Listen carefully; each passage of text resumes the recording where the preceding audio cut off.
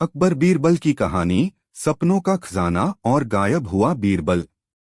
एक सुबह सम्राट अकबर ने दरबार में घुसते ही सबको चौंका दिया। चेहरा फूला हुआ, आंखों में नींद और होठों पर खींच। बीरबल, सम्राट गरजे, मुझे कल रात सपने में एक खजाना मिला और तुम उसमें पहरेदार बने खड़े थे। बीरबल मुस्कराए, हुजूर, सपनों में मैं ड्यूटी भी करूं। तनख्वाह बढ़ाइए। दरबारियों की हंसी छूट गई, लेकिन अकबर गंभीर थे। सपने में मैंने एक गुफा देखी। उसके द्वार पर तुम्हारा चेहरा था और जैसे ही मैं भीतर जाने लगा, तुमने कहा, जो सच को सपना समझे वो खजाने से वंचित रहेगा। और फिर एक काली परछाई आई और सब गायब हो गया।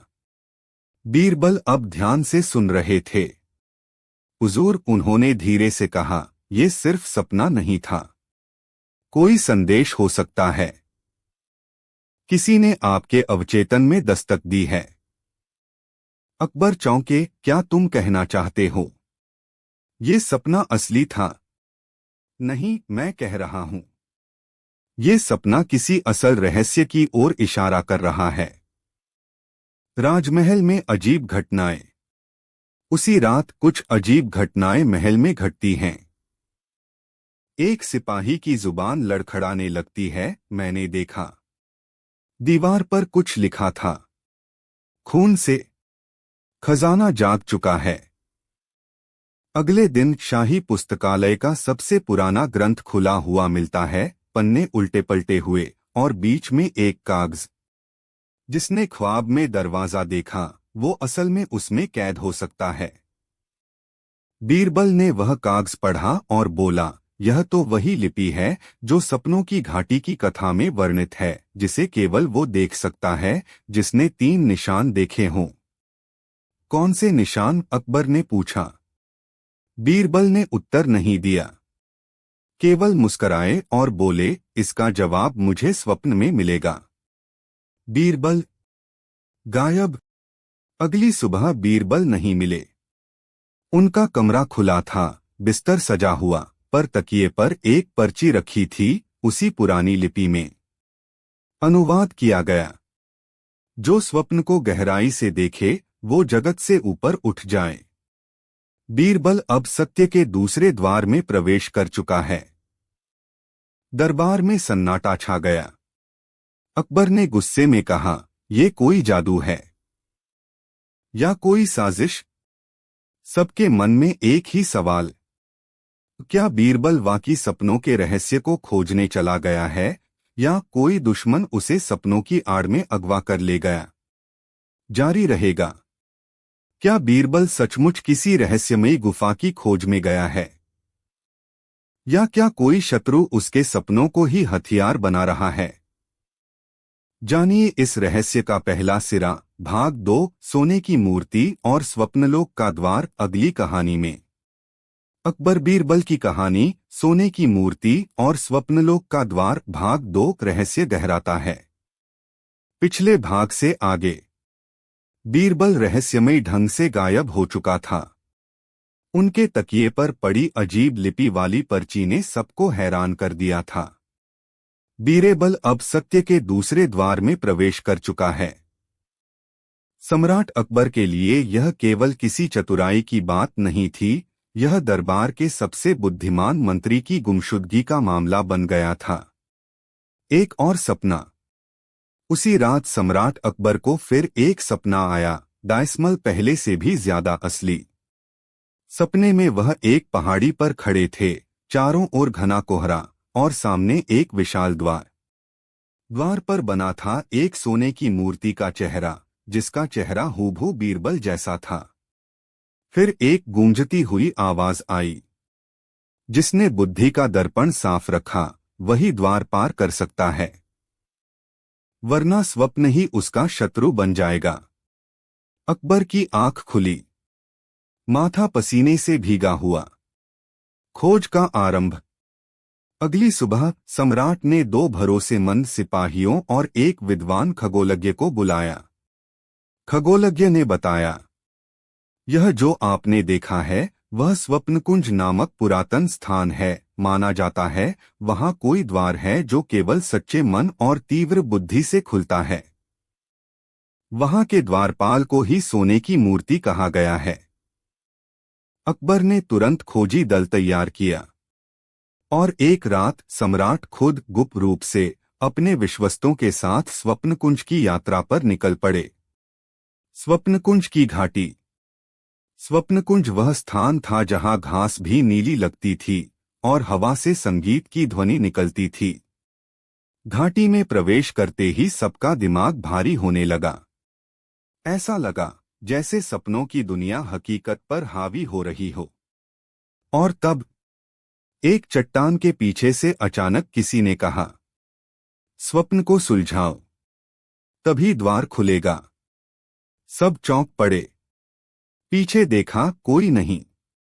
फिर सामने की चट्टान पर उभरी रोशनी में एक लिपि चमकी, वही जो बीरबल की पर्ची पर थी। खगोलज्ञ बोला, सम्राट, यह पहेली है। पहेली का द्वार। लिपि में लिखा था, 3 गुण जिनसे राजा बचे, लालच, घमंड और भय। जिसने इनसे पार पाया वही द्वार को पार कर पाए। अकबर ने निडरता से आगे बढ़ते हुए कहा, मुझे न लालच है, न घमंड और न भय। मेरे पास केवल एक इच्छा है, बीरबल को वापस लाना। द्वार धीरे धीरे खुलने लगा।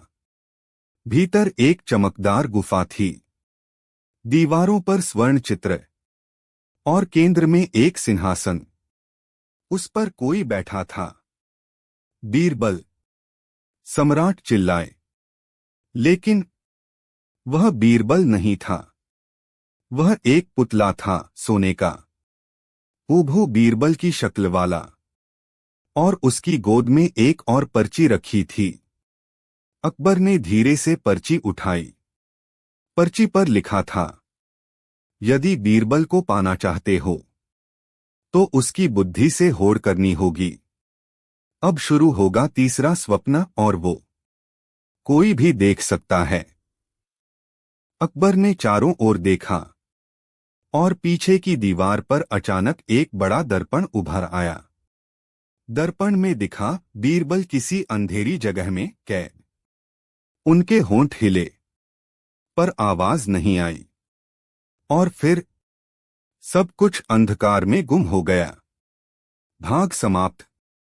अब प्रश्न ये है, क्या बीरबल सचमुच किसी गुफा में कैद है, या वो खुद इस रहस्य की अगली कड़ी बना चुके हैं? क्या तीसरा सपना किसी और को आने वाला है, या सम्राट को ही अब अपनी बुद्धि की असली परीक्षा देनी होगी? जाने अगले भाग में। भाग 3, बीरबल की गूंज और बुद्धि का आखिरी द्वार। अकबर बीरबल की कहानी, बीरबल की गूंज और बुद्धि का आखिरी द्वार। भाग 3, रहस्य का समापन।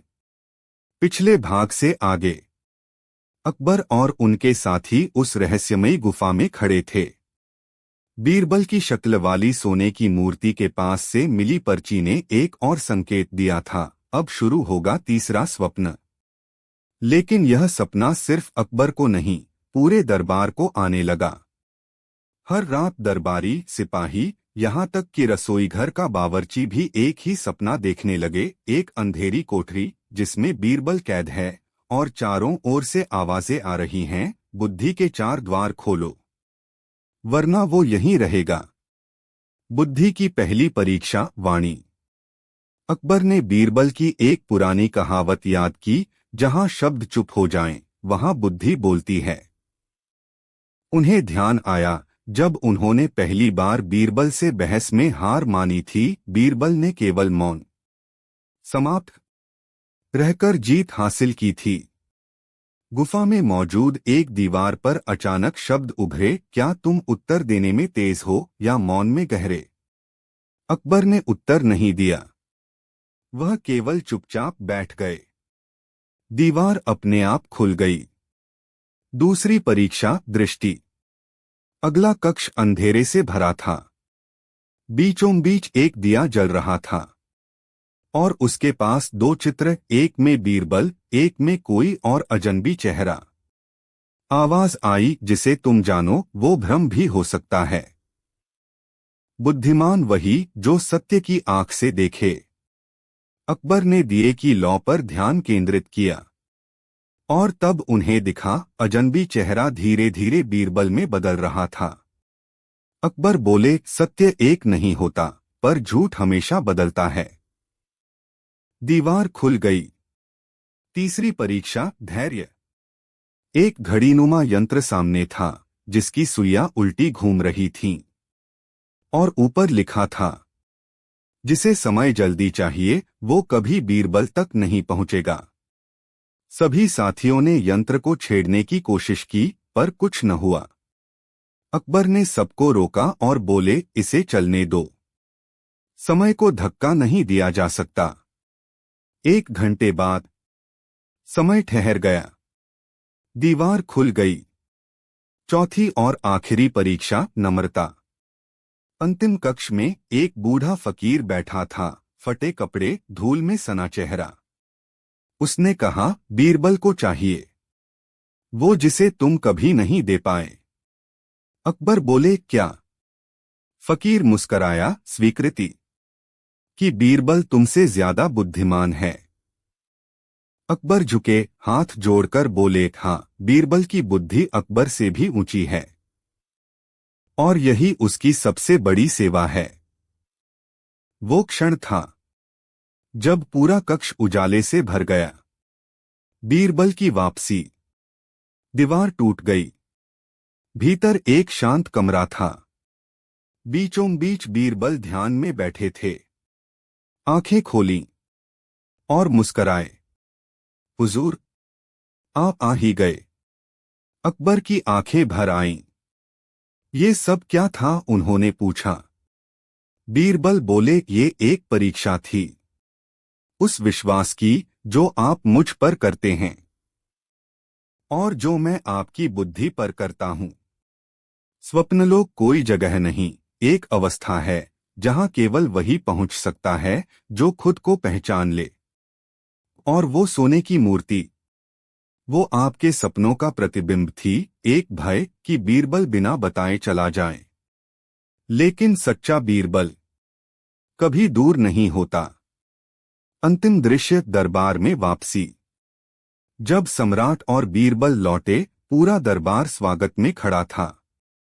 अकबर ने सबके सामने कहा, आज से बीरबल को केवल मंत्री नहीं, राजबुद्ध की उपाधि दी जाती है, क्योंकि उनकी बुद्धि ने न केवल सपनों को हराया, बल्कि एक सम्राट को भी विनम्र बनाना सिखा दिया। बीरबल मुस्कराए और बोले, मगर हुजूर, अगली बार अगर कोई सपना आए तो पहले मुझे नींद से उठाइए, गुफा में घसीटने से पहले। दरबार ठहाकों से गूंज उठा। बीरबल की बुद्धि, सम्राट की सबसे बड़ी परीक्षा। मुगल सम्राट अकबर के दरबार में एक सुबह बड़ी हलचल थी। बादशाह अकबर गहरी सोच में थे। उनके सामने कुछ दस्तावेज फैले हुए थे। तभी बीरबल दरबार में प्रवेश करते हैं। अकबर मुस्कुराते हुए, आओ बीरबल, तुम्हारी बुद्धि की फिर से जरूरत है। बीरबल, हुजूर, आपकी सेवा में सदैव हाजिर हूं। अकबर, राज्य के उत्तर पश्चिमी इलाके में कुछ सरहदी रियासतें विद्रोह की तैयारी कर रही हैं। लेकिन समस्या यह है कि वे सीधे युद्ध नहीं कर रही, बल्कि राज्य के व्यापार मार्गों को बाधित कर रही हैं। बीरबल, थोड़ा चिंतित होकर, तो ये एक छिपी हुई चाल है। न तो स्पष्ट युद्ध, न स्पष्ट शांति। अकबर, ठीक यही बात मुझे परेशान कर रही है और इसी में तुम्हारी परीक्षा भी है। मैं चाहता हूं कि तुम एक गुप्त यात्रा पर जाकर स्थिति का पता लगाओ, लेकिन पहचान छुपाकर। बीरबल मुस्कुराते हुए, तो अब बीरबल जासूस बनेंगे? चलिए हुजूर, कुछ नया करने का समय है। भाग 2, बीरबल बने व्यापारी। बीरबल ने अपनी पहचान छुपा ली और एक गुजराती व्यापारी दयानंद के रूप में यात्रा शुरू की। उनके साथ केवल 2 भरोसेमंद सैनिक थे जो साधारण सेवक के रूप में उनके साथ गए। उत्तर पश्चिम दिशा में पहुंचते ही बीरबल ने देखा कि वहां व्यापारियों में डर और अनिश्चितता का माहौल है। मार्गों पर डकैत सक्रिय थे, लेकिन ये साधारण डकैत नहीं थे, बहुत संगठित और चालाक। एक स्थानीय व्यापारी से बातचीत में बीरबल, दयानंद भाई साहब, यह मार्ग तो दिल्ली को जोड़ता है, फिर इतना सूना क्यों? व्यापारी, हुजूर, यहां अब कोई सुरक्षित नहीं। जब से काली छाया नाम का गिरोह आया है, व्यापार ठप है। सुना है उनके पीछे किसी रियासत का हाथ है, पर कोई प्रमाण नहीं। बीरबल सोचते हुए, काली छाया मतलब मामला गहराई तक फैला है। भाग 3, काली छाया का राज। बीरबल ने कई दिनों तक चुपचाप जांच की। फिर एक रात जब वह एक सराय में रुके थे, तभी कुछ नकाबपोशों ने वहां धावा बोल दिया। बीरबल ने साहसपूर्वक उनका सामना किया और एक को पकड़ लिया। उस कैदी को बीरबल ने एकांत में पूछताछ की। कैदी डरते हुए, मैं बस एक छोटा आदमी हूं। असली योजना राजकुमार मलिक जाद की है, वो ही काली छाया का नेता है। बीरबल, राजकुमार? कौन सा? कैदी, गुजरात की सरहद पर छोटी सी रियासत का, पर महत्वाकांक्षाएं बड़ी हैं। वो चाहता है कि व्यापार ठप हो ताकि मुगल शासन कमजोर दिखे और वह स्वतंत्रता की घोषणा कर सके। बीरबल ने अब तय कर लिया, वो सम्राट को सूचना नहीं भेजेंगे, बल्कि सीधे मलिकजाद से मिलेंगे। आगे क्या होगा? क्या बीरबल अपनी असली पहचान छुपा पाएंगे? मलिकजाद की योजना को कैसे रोका जाएगा?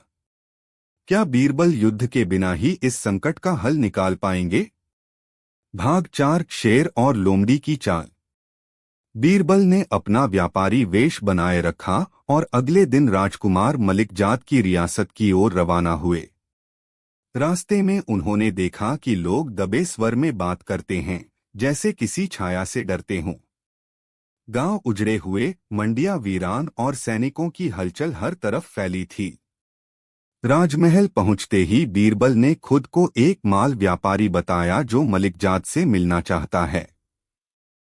दयानंद नाम है मेरा, बीरबल ने दरबार में कहा, और मैं चाहता हूं कि अपने व्यापारिक संबंध आपके राज्य से जोड़ूं, राजकुमार।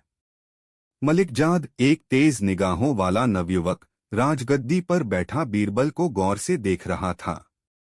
वो चालाक था, लेकिन बीरबल से चालाक नहीं।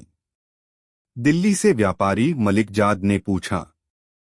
हाँ हुजूर, दिल्ली का ही हूँ। वहां अब शांति नहीं बची, सम्राट अकबर बहुत सख्ती से कर वसूलते हैं। मैंने सोचा यहां नया व्यापार आरंभ करूं। बीरबल का झूठ चापलूसी से भरा था और मलिकजाद मुस्कुरा उठा। यही तो वो चाहता था, ऐसे ही असंतोष को हवा देना। राजकुमार ने बीरबल को रुकने की अनुमति दे दी और कहा, तुम जैसे लोगों की हमें जरूरत है। यहां जल्द ही नई व्यवस्था शुरू होगी। उस रात बीरबल को यकीन हो गया कि राजकुमार किसी बड़े विद्रोह की तैयारी में है। भाग 5, जाल बिछता है। बीरबल ने अगले 2 सप्ताह राजमहल और आसपास के क्षेत्रों में बिताए। धीरे धीरे वह राजकुमार के भरोसे में आ गया।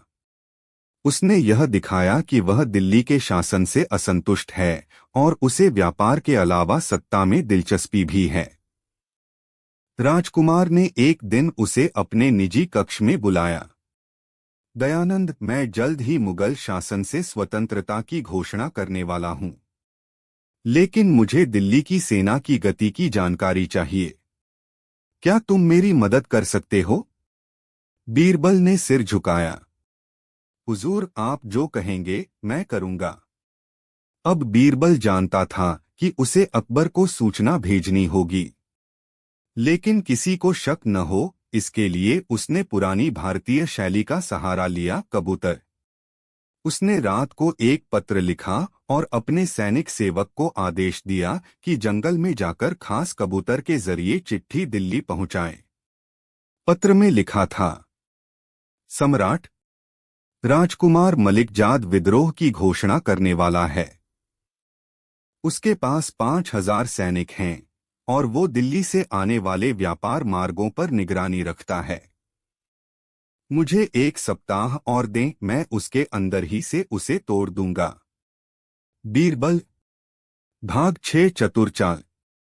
बीरबल ने राजकुमार को सलाह दी कि वह अपने नए झंडे के लिए एक बड़ा समारोह आयोजित करे जिसमें सभी स्थानीय सरदारों को बुलाया जाए। इससे लोगों को पता चलेगा कि आप ही अब राजा हैं, बीरबल ने कहा। राजकुमार को यह विचार बहुत पसंद आया। समारोह की योजना बनने लगी, एक भव्य आयोजन जहां मलिकजाद नवसम्राट घोषित होने वाला था। बीरबल ने उसी बीच गुप्त रूप से उन सरदारों से संपर्क किया जो कभी अकबर के प्रति वफादार थे। उसने उन्हें बताया कि अगर वे मलिकजाद का साथ दें तो वे भी राजद्रोही माने जाएंगे। अकबर सब जान चुका है, बीरबल ने डर फैलाया। अब केवल वही बचेगा जो समय रहते पक्ष बदल ले। सरदारों के मन में डर और लोभ दोनों घर कर गए। भाग 7 अंतिम मोहरा। समारोह का दिन आ पहुंचा। हजारों लोग इकट्ठा हुए। ढोलनगाड़ों की आवाजें गूंज रही थीं। मलिकजाद सिंहासन पर बैठा, नए झंडे को फहराने ही वाला था, तभी बीरबल सामने आया।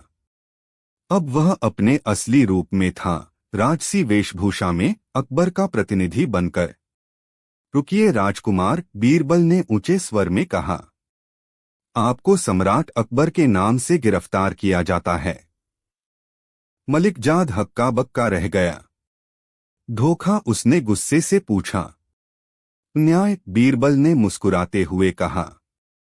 तुमने दिल्ली की जनता को नुकसान पहुंचाया है, सम्राट को चुनौती दी है, और अब समय है तुम्हारे अंत का। इसी दौरान अकबर की सेना पहुंच गई। वह चिट्ठी पाकर पहले ही रवाना हो चुके थे। सरदारों ने भी मलिकजाद का साथ छोड़ दिया। बिना युद्ध, बिना रक्तपात, विद्रोह समाप्त। भाग 8 दरबार में जय जयकार। बीरबल दिल्ली लौटे। अकबर ने उन्हें गले से लगा लिया। तुमने बिना तलवार उठाए जीत हासिल की, अकबर ने कहा। तुम सच में मेरे सबसे अनमोल रत्न हो, बीरबल। बीरबल ने मुस्कुराकर कहा, हुजूर, जहां शब्दों से काम बन जाए वहां तलवार उठाना मूर्खता है। दरबार में सबने ताली बजाई। और इस प्रकार बीरबल ने फिर साबित किया कि अक्ल, बहादुरी और न्याय से बड़ी कोई शक्ति नहीं। बीरबल और उल्टी गिनती का चोर। भाग 1 अद्भुत चोरी। सम्राट अकबर ने सुबह सुबह दरबार में प्रवेश किया तो चेहरा गुस्से से तमतमाया हुआ था।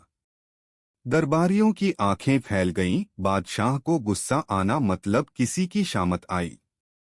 बीरबल कहाँ है? अकबर गरजे। हुजूर, बुलवाया गया है, एक दरबारी बोला।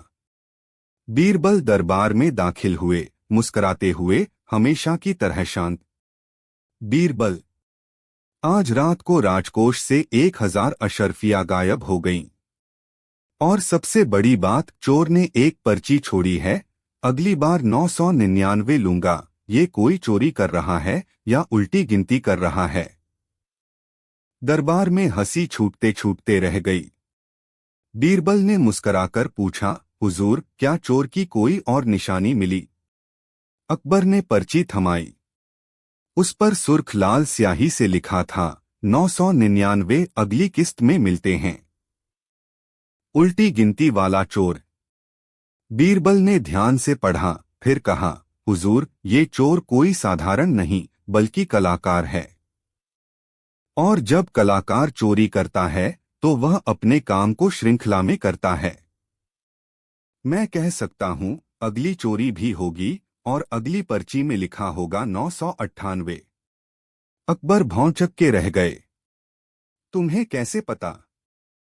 क्योंकि यह चोर गिनती की कला में विश्वास रखता है और जो कला में विश्वास रखता है वह दोहराता है।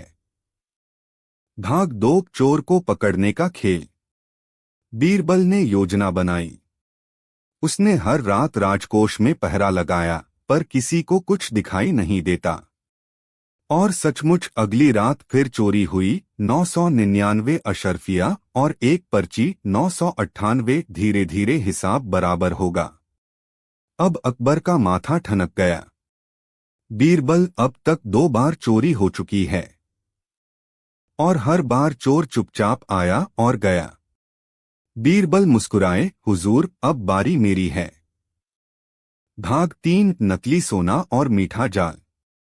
बीरबल ने अगली रात राजकोष की सारी अशर्फिया बदलवा दी, असली के बदले नकली सोने की, और उनमें घोल दिया गया था खास बीरबली चटनी मसाला, जिससे चोरी करने वाला अगले दिन खांसी और छींक से बेहाल हो जाएगा। और हुआ भी यही। अगली सुबह जब चोरी की गई, पर्ची आई 997। अब जरा जोर आएगा, खांसी भी।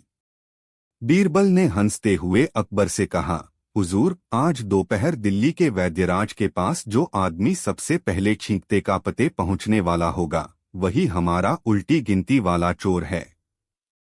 दरबार ठहाकों से गूंज उठा। भाग 4 चोर का खुलासा। और दोपहर होते होते ही खबर आई, राजवैद्य के पास एक मोटा नकाबपोश आदमी छींकता खांसता हाजिर हुआ था और चिल्ला रहा था, कुछ तो जहर था उन अशर्फियों में, मुझे बचाओ। जब उसे पकड़ा गया और नकाब हटाया गया तो सब हैरान। वह कोई और नहीं बल्कि दरबार का ही एक भूतपूर्व कोष अधिकारी था, जिसे बीरबल ने ही एक बार भ्रष्टाचार में पकड़वाया था। वो बदला लेने के लिए यह गिनती वाली चोरी कर रहा था, ताकि एक एक करके पूरा कोष ही खाली कर दे। अकबर ने हंसते हुए बीरबल से कहा, बीरबल, अगर ये चोर 1000 बार आता तो क्या तुम हर बार नई चाल सोचते? बीरबल ने झुककर कहा, हुजूर, मेरी बुद्धि भी उल्टी गिनती में नहीं, बढ़ती गिनती में चलती है। समाप्त। बादशाह अकबर का दरबार हमेशा की तरह आज भी गुलजार था। लेकिन तभी एक शाही सवारी महल में दाखिल हुई। चमचमाते घोड़े, सोने के बिछावन और पालकी में बैठा एक बिल्कुल अंधा राजा। उसके साथ थे 10-10 सेवक, 2 भेष बदले हुए मंत्रीगण और एक नकली ज्योतिषी। अकबर ने गर्मजोशी से स्वागत किया। स्वागत है, परदेसी राजा। बताइए, दरबार में आने का सौभाग्य कैसे मिला? अंधा राजा मुस्कराया, जहां पनाह, मेरी आंखें नहीं हैं, लेकिन मेरी समझ तेज है। मैं जानना चाहता हूं कि क्या आपका दरबार सच में बुद्धिमान है, जैसा कि सुना है? अगर है तो मेरे 3 सवालों का जवाब देकर दिखाइए। बीरबल कुर्सी पर थोड़ा खिसककर बैठ गया। ये नई मुसीबत कुछ ज्यादा ही रहस्यमयी लग रही थी। भाग 2 3 सवालों की चुनौती। अंधा राजा बोला, पहला सवाल, बताइए मेरी उम्र कितनी है? दूसरा, मैं कौन से राज्य का राजा हूं? और तीसरा, मैं अंधा क्यों हूं? पूरे दरबार में सन्नाटा छा गया। मंत्री मोतीराम तो कांपने लगे। सेनापति को पसीना आ गया। अकबर ने सीधे बीरबल की ओर देखा, बीरबल, अब यह तुम्हारा काम है। बीरबल मुस्कराया, हुजूर, 3 दिन का समय दीजिए। मैं इस अंधे मेहमान की आंखें खोलकर रहूंगा, चाहे वो आंखें देखती हों या नहीं। भाग 3 बीरबल की जासूसी चालें। बीरबल ने अपने गुप्तचरों को तैयार किया। उन्होंने पाया कि ये राजा वास्तव में किसी राज्य से नहीं, बल्कि एक ठग गिरोह का मुखिया था। उसका असली नाम था भोंपू लाल, और ये अंधेपन का बहाना करके हर राजमहल में घुसता और कीमती चीजें चुराता। तीसरे दिन बीरबल पूरी तैयारी के साथ दरबार पहुंचा। वह एक मटका ले आया जिसमें कुछ जलता हुआ धुआं निकल रहा था। बीरबल ने सबके सामने कहा, मैं इस मटके से आपकी उम्र बता सकता हूं, लेकिन आपको इसके ऊपर झुककर 3 बार हूं हूं करना होगा। अंधा राजा झुका। हूँ हूँ, हूँ। बीरबल मुस्कराया। अब समझ आया, आपकी उम्र 45 साल है, क्योंकि आपकी आवाज में ठहराव है, लेकिन सांस में जवानी की गर्मी बाकी है। अकबर ने सिर हिलाया, शानदार। फिर बीरबल ने दूसरा सवाल लिया, आप कौन से राज्य के राजा हैं? बीरबल ने एक नकली नक्शा निकाला और कहा, इस नक्शे में जहां आग का धुआं गिरेगा वही आपका राज्य होगा। जैसे ही बीरबल ने नक्शे के एक खास हिस्से पर गरम राख डाली, एक जगह से कागज में से भोंपूलाल ठग मंडल बहरामपुर की मुहर जलकर सामने आ गई। पूरा दरबार हक्का बक्का रह गया। भाग 4 तीसरा सवाल और राज का खुलासा। अब बचा तीसरा सवाल, मैं अंधा क्यों हूं? बीरबल ने अपनी तलवार निकाली और बोला, क्योंकि आपने आंखों से नहीं बल्कि लालच से देखना बंद कर दिया है। ये अंधापन बीमारी का नहीं, नियत का है। बीरबल ने इशारा किया और दरबार के सैनिकों ने उस नकली अंधे राजा के साथ उसके सारे साथियों को पकड़ लिया। भोंपू लाल गिड़गिड़ाया, माफ कर दो बीरबल, मैं तो बस थोड़ा सोना लूटने आया था। बीरबल हंस पड़ा, अब सोना नहीं, जेल की कालकोठरी मिलेगी, और वहां अंधेपन का कोई इलाज नहीं है। भाग 5 अकबर की प्रतिक्रिया और इनाम। अकबर तालियां बजाते हुए बोले, बीरबल, तुमने न केवल एक ठग को पकड़ा बल्कि दरबार की साख भी बचा ली। उन्होंने बीरबल को 100 नहीं 1000 स्वर्ण मुद्राओं से नवाजा और साथ में एक नई उपाधि भी दी, दरबारी चक्षुचमत्कारी। पूरे दरबार में हंसी गूंजने लगी। बीरबल मस्त चाल में अपनी जगह पर बैठ गया। मोतीराम ने धीरे से कान में फुसफुसाया, यार बीरबल, अगर तू एक दिन राजा बन गया तो हम सबको नौकरी से निकाल देगा। बीरबल बोला, नहीं मोतीराम, फिर मैं तुम्हें मंत्री बनाऊंगा सपनों का। सीख, असली अंधापन आंखों में नहीं, लालच और झूठ में होता है। बार बादशाह अकबर का मूड बहुत खराब था। सुबह से किसी ने उनका मन नहीं बहलाया, न दरबारियों की बातें काम आईं, न ही कोई मजेदार घटना घटी। उन्होंने गुस्से में आकर ऐलान कर दिया, आज जो भी मुझे हंसाएगा उसे 100 स्वर्ण मुद्राएं इनाम में दी जाएंगी, लेकिन जो असफल होगा उसे पूरे हफ्ते के लिए दरबार से बाहर कर दिया जाएगा। सारे दरबारी थर-थर कांपने लगे। बीरबल मुस्कुरा रहा था, लेकिन कुछ कहे बिना ही दरबार से निकल गया। मध्य भाग। अगले दिन बीरबल एक बहुत ही अजीब सा गधा लेकर दरबार पहुंचा। गधा पूरी तरह चमकीले कपड़ों में लिपटा हुआ था। उसकी गर्दन में छोटी छोटी घंटियां बंधी थीं और आंखों पर गुलाबी ऐनक चढ़ा दी गई थी। बीरबल बोला, जहांपनाह, यह है बुद्धिमान गधा। यह बोल नहीं सकता, लेकिन इसका दिमाग दरबारियों से ज्यादा चलता है। अकबर चौंक गए, गधा और बुद्धिमान, यह कैसे हो सकता है? बीरबल ने कहा, हुजूर, इसे कोई झूठ बोलेगा तो यह तुरंत पीछे से लात मार देगा, और जो सच बोलेगा उसके पास खड़ा रहेगा। अकबर को मजा आने लगा। उन्होंने कहा, ठीक है, चलाओ इस खेल को। दरबारी परीक्षा में पहले आया मंत्री मोतीराम। बीरबल ने पूछा, क्या आपने कल दरबार में झूठ बोला था? मोतीराम घबरा गया, लेकिन डरते हुए बोला, नहीं, बिल्कुल नहीं। गधा झट से पीछे से जोरदार लात मार गया। पूरा दरबार हंसी से गूंज उठा। दूसरे आए सेनापति खान साहब। बीरबल ने वही सवाल पूछा। कहने लगे, सच कहूं तो कल मैंने दरबार में ज्यादा बोला ही नहीं। गधा उनके पास खड़ा रहा। अकबर ने ताली बजाई, वाह, ये तो वाकई काम कर रहा है। ट्विस्ट आता है। फिर बीरबल ने धीरे से कहा, हुजूर, अब आप खुद इस गधे के पास जाइए और कहिए कि आपने कभी किसी से झूठ नहीं बोला। अकबर मुस्कुराकर बोले, मैंने कभी झूठ नहीं बोला। गधा अकबर को देखकर पहले थोड़ी देर रुका, फिर धीरे से उनकी पगड़ी पर झपट पड़ा और उसे अपने मुंह में दबा लिया। दरबार में ठहाके गूंज उठे। बीरबल बोला, माफ कीजिएगा जहांपना। गधा कहता है कि बादशाह झूठ नहीं बोलते, लेकिन राजनीति में सच और झूठ का फर्क गधा भी नहीं समझ पाया। अंत अकबर खुद भी हंस पड़े। उन्होंने बीरबल से कहा, बीरबल, तुम्हारी ये योजना और गधा दोनों कमाल के हैं। मेरी तो दिन की शुरुआत ही मजेदार हो गई। और बीरबल को दिए गए इनाम में 100 नहीं, पूरे 200 स्वर्ण मुद्राएं दी गईं। सीख, हंसी कभी कभी सबसे बड़ी दवा होती है। अकबर बीरबल की कहानी भूथा, न्याय और अदृश्य। कहानी की शुरुआत, रात का रहस्य। शाही महल में एक रात कुछ अजीब घटा। रक्षकों ने देखा, राजकोष का दरवाजा खुला हुआ था और भीतर रखी चंद्रकांति मणि गायब थी।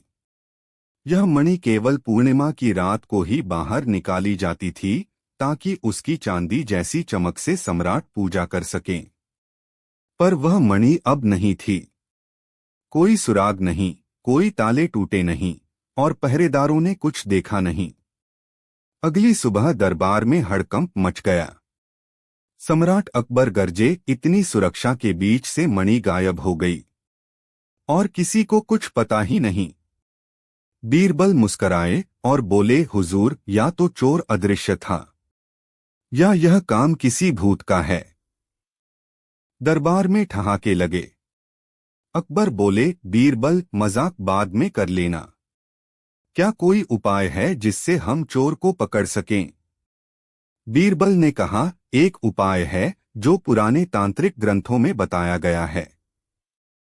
हमें उस कमरे में एक ऐसा रक्षक रखना होगा जो जीवित नहीं है पर देख सकता है।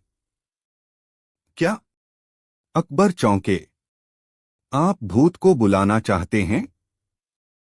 बीरबल ने सिर झुकाया, नहीं, मैं उस आत्मा को बुलाना चाहता हूं जो सच्चाई से बंधी है। भूत का न्याय। रात को पूरे दरबार के सामने बीरबल ने पूजा की, दीप जलाए और एक पुराने चंदन की मूर्ति को कमरे में रख दिया। यह न्याय यक्ष है, बीरबल ने कहा। इसके सामने जो झूठ बोलेगा उसकी आवाज बंद हो जाएगी। अगले दिन बीरबल ने पूरी दरबारी सेवा, रक्षकों और खजांची को बुलाकर एक एक को मूर्ति के सामने शपथ दिलवानी शुरू की। सबकी आवाज आई, पर जब एक बुजुर्ग रक्षक की बारी आई, उसका गला सूख गया। वह कांप गया और बोला, मैं तो। बीरबल ने पास जाकर कान में कुछ कहा और वह रक्षक जमीन पर गिर पड़ा। बीरबल। अकबर ने चिल्लाकर पूछा, क्या आपने कुछ पता लगा लिया? बीरबल बोले, नहीं, मैंने केवल इतना कहा कि उसकी आत्मा बोल रही है, मगर शरीर साथ नहीं दे रहा। मोड़। जब यक्ष बोला। रात को बीरबल को अकेले कमरे में बैठाया गया और दीप बुझा दिए गए। और तभी मूर्ति की आंखों में नीली रोशनी जलने लगी। एक गहरी आवाज आई, जिसे तुम खोज रहे हो वह इस जीवन में नहीं है, मगर जिस शरीर ने चोरी की वह अब भी महल में है। बीरबल की आंखें फैल गईं। क्या आप कहना चाहते हैं कोई मृतात्मा जीवित शरीर से अपराध कर रही है? नहीं, तुम्हारा अगला अपराधी जिंदा है पर उसकी आत्मा मर चुकी है। दीप अपने आप बुझ गए। अंत पर सवाल बाकी है। बीरबल ने अगले दिन दरबार में ऐलान किया, असली चोर वह नहीं है जो मणि चुराता है, बल्कि वह है जो अपनी आत्मा बेचकर राजमुकुट के नीचे बैठा है। दरबार सन्नाटे में डूब गया। अकबर उठे और बोले, कौन है वो? बीरबल। बीरबल बोले, इसका उत्तर अगली पूर्णिमा की रात दूंगा, क्योंकि वो चोर उसी रात फिर आएगा। जारी रहेगा। कौन है वह जिसने अपनी आत्मा बेच दी? क्या मणि की चोरी केवल पहला संकेत थी, या राजमहल में छिपा है कोई ऐसा व्यक्ति जो स्वयं बीरबल को भी मात देना चाहता है? जानिए अगले भाग में राजसी धोखा और मणि की दूसरी चोरी। अकबर बीरबल की कहानी भूथा न्याय और अदृश्य अपराधी भाग 2 अंतिम रहस्योद्घाटन। पिछले भाग से आगे बीरबल ने घोषणा की थी कि अगली पूर्णिमा की रात असली चोर फिर से प्रकट होगा। पूरा महल सतर्क था, रक्षक तैनात थे। मणि को पुराने स्थान पर रख दिया गया था, पर इस बार उसके चारों ओर चंदन और राख की लकीरें खींच दी गई थीं। बीरबल ने कहा था, यह लकीरें किसी भी अमानवीय शक्ति को रोक नहीं सकती, पर उसके चिन्हों को जरूर दिखा देंगी। रात हुई, सबने अपनी आंखें खोलकर रखीं, पर जैसे ही घड़ी ने मध्यरात्रि का घंटा बजाया, पूरे कमरे की हवा भारी हो गई। दीपक की लौ कांपने लगी। दरवाजा अपने आप चर्र चर्र करता खुला, और अगले ही पल चंद्रकांति मणि गायब थी। बीरबल का जाल। सुबह जब दरबार इकट्ठा हुआ, बीरबल पूरी गंभीरता में बोले, मणि फिर से गई है, लेकिन इस बार वह छिप नहीं सकती, क्योंकि उसका संपर्क अब जीव से नहीं, मृत से जुड़ चुका है।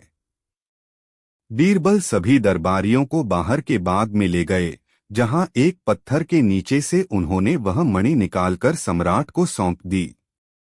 अकबर दंग। तुम्हें कैसे पता चला? बीरबल बोले, इस मणि को चुराने वाला कोई आम चोर नहीं, बल्कि हमारा ही एक दरबारी था, खजांची गोविंददास। उसे तंत्र और सम्मोहन विद्या में गहरी रुचि थी। उसने वर्षों पहले एक ऐसा मंत्र सीखा जिससे वह लोगों को सम्मोहित कर उनके जरिए चोरी करवा सकता था। अकबर, तो क्या वो किसी आत्मा की मदद ले रहा था? बीरबल ने सिर हिलाया, नहीं, आत्मा नहीं, बल्कि अपनी ही अंतरात्मा को मारकर वह दूसरों को कठपुतली बना चुका था। गोविंददास का रहस्य। बीरबल ने गोविंददास को बुलाया। क्या तुम मानते हो कि तुमने किसी को वश में करके चोरी करवाई? गोविंददास पहले चुप रहा, फिर कांपता हुआ बोला, हाँ, पर मेरी आत्मा मर चुकी है। मेरे अंदर अब केवल लालच है। और वह अचानक जोर से चिल्लाया, पर मैं अकेला नहीं हूं। जिसने मुझे यह विद्या दी, वो अब भी महल के भीतर है। वो तुम सबसे बड़ा खेल खेलने वाला है। उसकी आंखें पलट गईं। शरीर ठंडा पड़ गया। वह वही गिर गया, मृत। अंतिम मोड़ फिर भी अधूरा। अकबर स्तब्ध रह गए। तो असली मास्टरमाइंड कोई और है? बीरबल गहरी सोच में बोले, हाँ, गोविंददास केवल एक प्यादा था, पर अब हमारे पास सुराग है, उस विद्या का स्रोत, वो ग्रंथ जिसने लोगों की आत्मा को गुलाम बना दिया। अकबर, क्या हम उसे ढूंढ सकते हैं? बीरबल ने कहा, शायद, पर इसके लिए हमें जाना होगा उस पुस्तकालय में जो इस लोक में नहीं, बल्कि एक और आयाम में है, जहां हर ज्ञान की कीमत होती है और हर जवाब के बदले कोई स्मृति छीन ली जाती है। अकबर ने पूछा, क्या तुम तैयार हो बीरबल? बीरबल मुस्कराए, जब तक आत्मा स्वतंत्र है, मैं हर बंधन में उतरने को तैयार हूं। एक दिन बादशाह अकबर दरबार में कुछ परेशान बैठे थे। चेहरा गंभीर ए तनी हुई।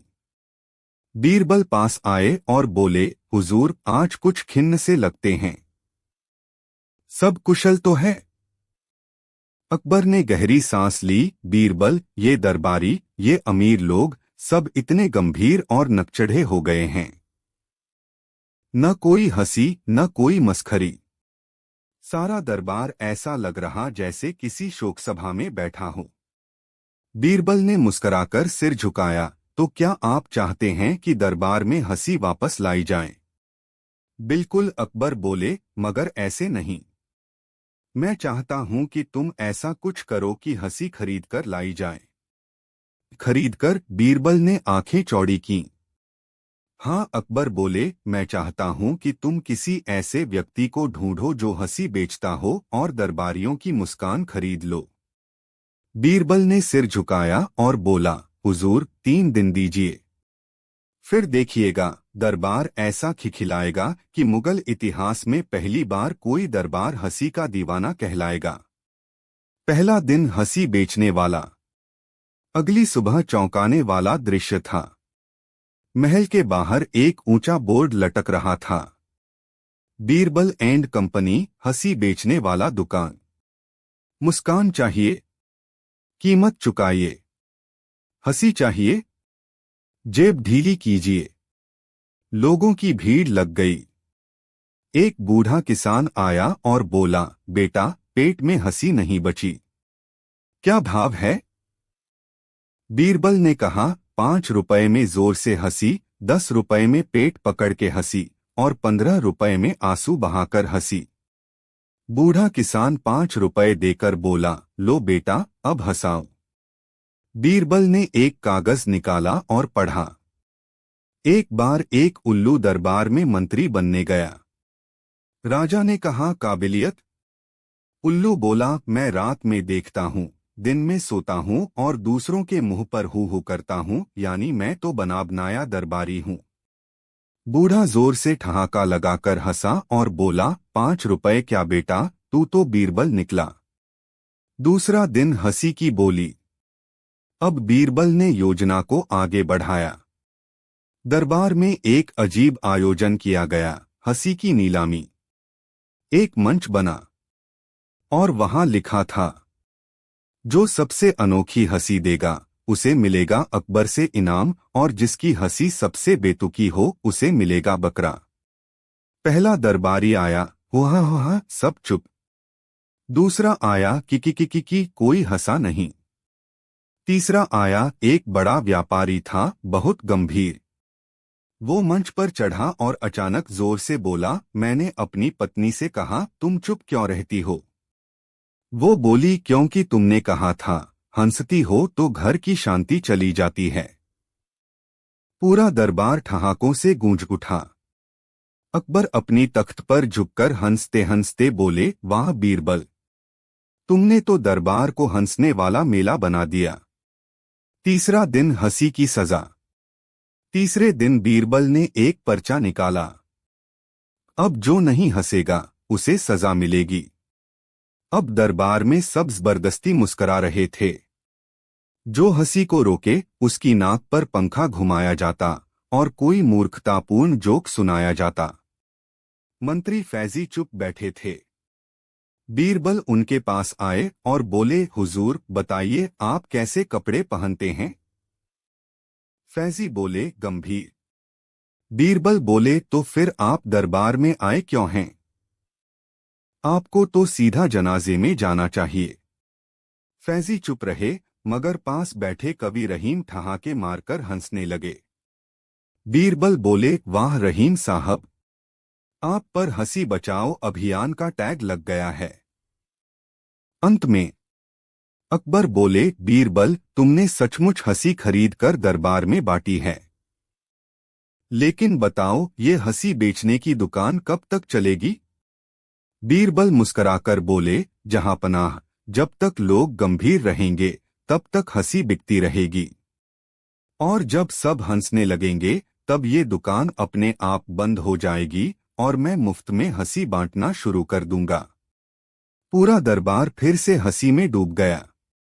सीख है, हंसी कोई साधारण चीज नहीं, सही वक्त पर आए तो वो तलवार से ज्यादा असरदार होती है। एक दिन सुबह सुबह दरबार में 3 अजीब से साधु दाखिल हुए। उनकी लंबी दाढ़ियां थीं, ललाट पर चंदन की बड़ी बड़ी तिलके और कपड़े इतने चमकदार कि दरबारियों की आंखें चौंधिया गईं। उनके साथ 5 सेवक भी थे, जो उन्हें महात्मा श्री श्री त्रिकालदर्शी जी, स्वामी सत्यवाक्यनाथ जी और योगी रहस्य गर्भानंद जी कहकर बुला रहे थे। अकबर को उनका रौब देखकर थोड़ी जिज्ञासा हुई। साधुओं ने प्रणाम कर कहा, जहांपना, हम तीनों साधु वर्षों तक तपस्या करके अब यहाँ पधारे हैं ताकि राजमहल को अशुभ शक्तियों से बचा सकें। लेकिन पहले हमें तीनों को अलग अलग कक्षों में रखकर 3 सवाल पूछे जाएं, तभी हमारा उद्देश्य सिद्ध होगा। राजा को यह सब अजीब तो लगा, मगर कुछ दरबारियों ने कहा कि ऐसे साधु चमत्कारी होते हैं, तो उन्होंने अनुमति दे दी। फिर उन तीनों साधुओं को अलग अलग कमरों में ले जाया गया और उनसे तीनों को एक ही सवाल पूछा गया, राजा अकबर की सबसे बड़ी कमजोरी क्या है? तीनों ने अपने अपने उत्तर भेजे और अचंभे की बात यह कि तीनों के जवाब बिल्कुल एक जैसे थे। राजा को अपनी बुद्धिमत्ता का बहुत अभिमान है और यही उनके विनाश का कारण बनेगा। यह सुनकर दरबार में फुसफुसाहट फैल गई। कुछ दरबारियों ने कहा, सच कह रहे हैं साधु। राजा को बीरबल पर बहुत भरोसा है, जो कई बार दरबार के नियमों से ऊपर जाता है। राजा थोड़ा विचलित हुए। तभी बीरबल मुस्कुराते हुए खड़े हुए और बोले, जहांपनाह, क्या मुझे भी इन साधुओं की परीक्षा लेने का अवसर मिलेगा? अकबर ने कहा, बीरबल, अगर तुम साबित कर दो कि ये साधु धोखेबाज हैं, तो इनका पूरा सामान जब्त कर लिया जाएगा और इन्हें नगर से बाहर किया जाएगा। बीरबल की योजना शुरू हुई। रात को बीरबल चुपचाप महल के रसोई घर में गया। 3 कटोरियों में नीला रंग मिला मीठा दूध रखा और अगले दिन सुबह इन तीनों साधुओं को बुलाया गया। बीरबल ने कहा, महात्माओं, आज हम आपको आपकी तपस्या का फल देना चाहते हैं। आप तीनों को एक एक कटोरी दूध पीनी होगी, लेकिन बिना बोले। जो बोलेगा उसकी तपस्या अधूरी मानी जाएगी। तीनों साधु मुस्कुराते हुए दूध पीने को तैयार हो गए। पहले साधु ने दूध पीते ही जोर से मुंह खोलकर कहा, ये क्या? दूध में रंग मिलाया है। दूसरा बोला, मुझे भी अजीब स्वाद आ रहा है। तीसरा चिल्लाया, यह तो कोई चाल है। बीरबल तुरंत बोला, जहांपना। तीनों साधु बोल पड़े। जबकि साधक बिना बोले पी लेते हैं जहर भी। ये सब ढोंगी हैं। इनका मकसद है राजदरबार में भ्रम फैलाना और जनता की आस्था का फायदा उठाना। अब बीरबल ने अगली चाल चली। इन साधुओं के सेवकों से गुप्त रूप से मिलकर पता लगाया कि ये तीनों दरअसल बनारस के धूर्त ठग हैं, जो हर राज्य में जाकर राजा की कमजोरी का हवाला देकर वहां ठहरते, भेंटे बटोरते और भाग जाते। अकबर आग बबूला हो गए। उन्होंने तीनों को पकड़कर नगर में घुमवाया और ऐलान करवाया, ये हैं वो ढोंगी जो धर्म का चोला पहनकर मूर्ख बनाते हैं लोगों को। दरबारियों ने तालियां बजाईं। बीरबल की जय जयकार हुई। अकबर ने बीरबल से मुस्कुराकर कहा, बीरबल, अगर तू न होता तो ये तीनों हमारे दरबार में दरार डाल देते। तुझे अपनी चतुराई का अभिमान हो भी तो क्या हुआ, तू उसे हर बार साबित भी तो करता है। बीरबल मुस्कुराया और बोला, जहांपनाह, अभिमान नहीं, आत्मविश्वास है। जो सच्चाई के साथ हो वही सबसे बड़ी ताकत है। एक दिन दरबार में हलचल मच गई। जंगल से एक साधु ने सम्राट अकबर को एक पिंजरा भेंट किया। उसमें एक रंग-बिरंगा तोता बैठा था, पर अजीब बात यह थी कि वह तोता मानवों की भाषा में बोलता था। यह तोता सत्य बोलता है, साधु ने कहा, परंतु इसे केवल वहीं रखिए जहां झूठ का डर हो। अकबर ने मुस्कुराकर पिंजरा बीरबल को सौंपा और कहा, बीरबल, अब तुमसे कोई झूठ नहीं बोलेगा। बीरबल बोले, तोता झूठ पकड़ लेगा और बीरबल खाली बैठा रहेगा। दरबार में हंसी गूंज गई। अनोखी घटना, रात्रि का रहस्य। रात के तीसरे पहर महल के रत्नकोष में चोरी हुई। मूल्यवान नीलम की अंगूठी गायब। किसी ने कुछ देखा नहीं, दरवाजे बंद, पहरेदार होश में। पर केवल एक चीज बदली थी, तोता चुप था। अगले दिन बीरबल ने पिंजरे के पास जाकर पूछा, बताओ तोते, रत्न कौन ले गया? तोते ने सिर झुका लिया। कोई उत्तर नहीं। पर तभी पिंजरे के नीचे एक छोटा कागज गिरा, जिस पर लिखा था, जिसकी आवाज गूंगी हो गई, समझो राज उसी के पास है। बीरबल की खोज। बीरबल ने उन सभी नौकरों को बुलाया जो रात की ड्यूटी में थे। हर किसी से वही सवाल, क्या तुमने कोई आवाज सुनी? सभी ने कहा, नहीं। पर बीरबल की नजर एक नौकर पर पड़ी, जिसके गले पर हल्का सा जलने का निशान था। ये क्या है? बीरबल ने पूछा। वह कांपने लगा। बोला, रसोई में जल गया था। बीरबल ने तब एक नया पिंजरा मंगवाया और पुराना तोता उस नए पिंजरे में जैसे ही गया, तोता चिल्लाया, यही है चोर, यही है चोर। दरबार स्तब्ध रह गया। तोते की गूंगी साजिश। बीरबल ने तोते को देखा और कहा, क्यों, तब तुम चुप क्यों थे? तोता बोला, क्योंकि मुझे पिंजरा बदलना था।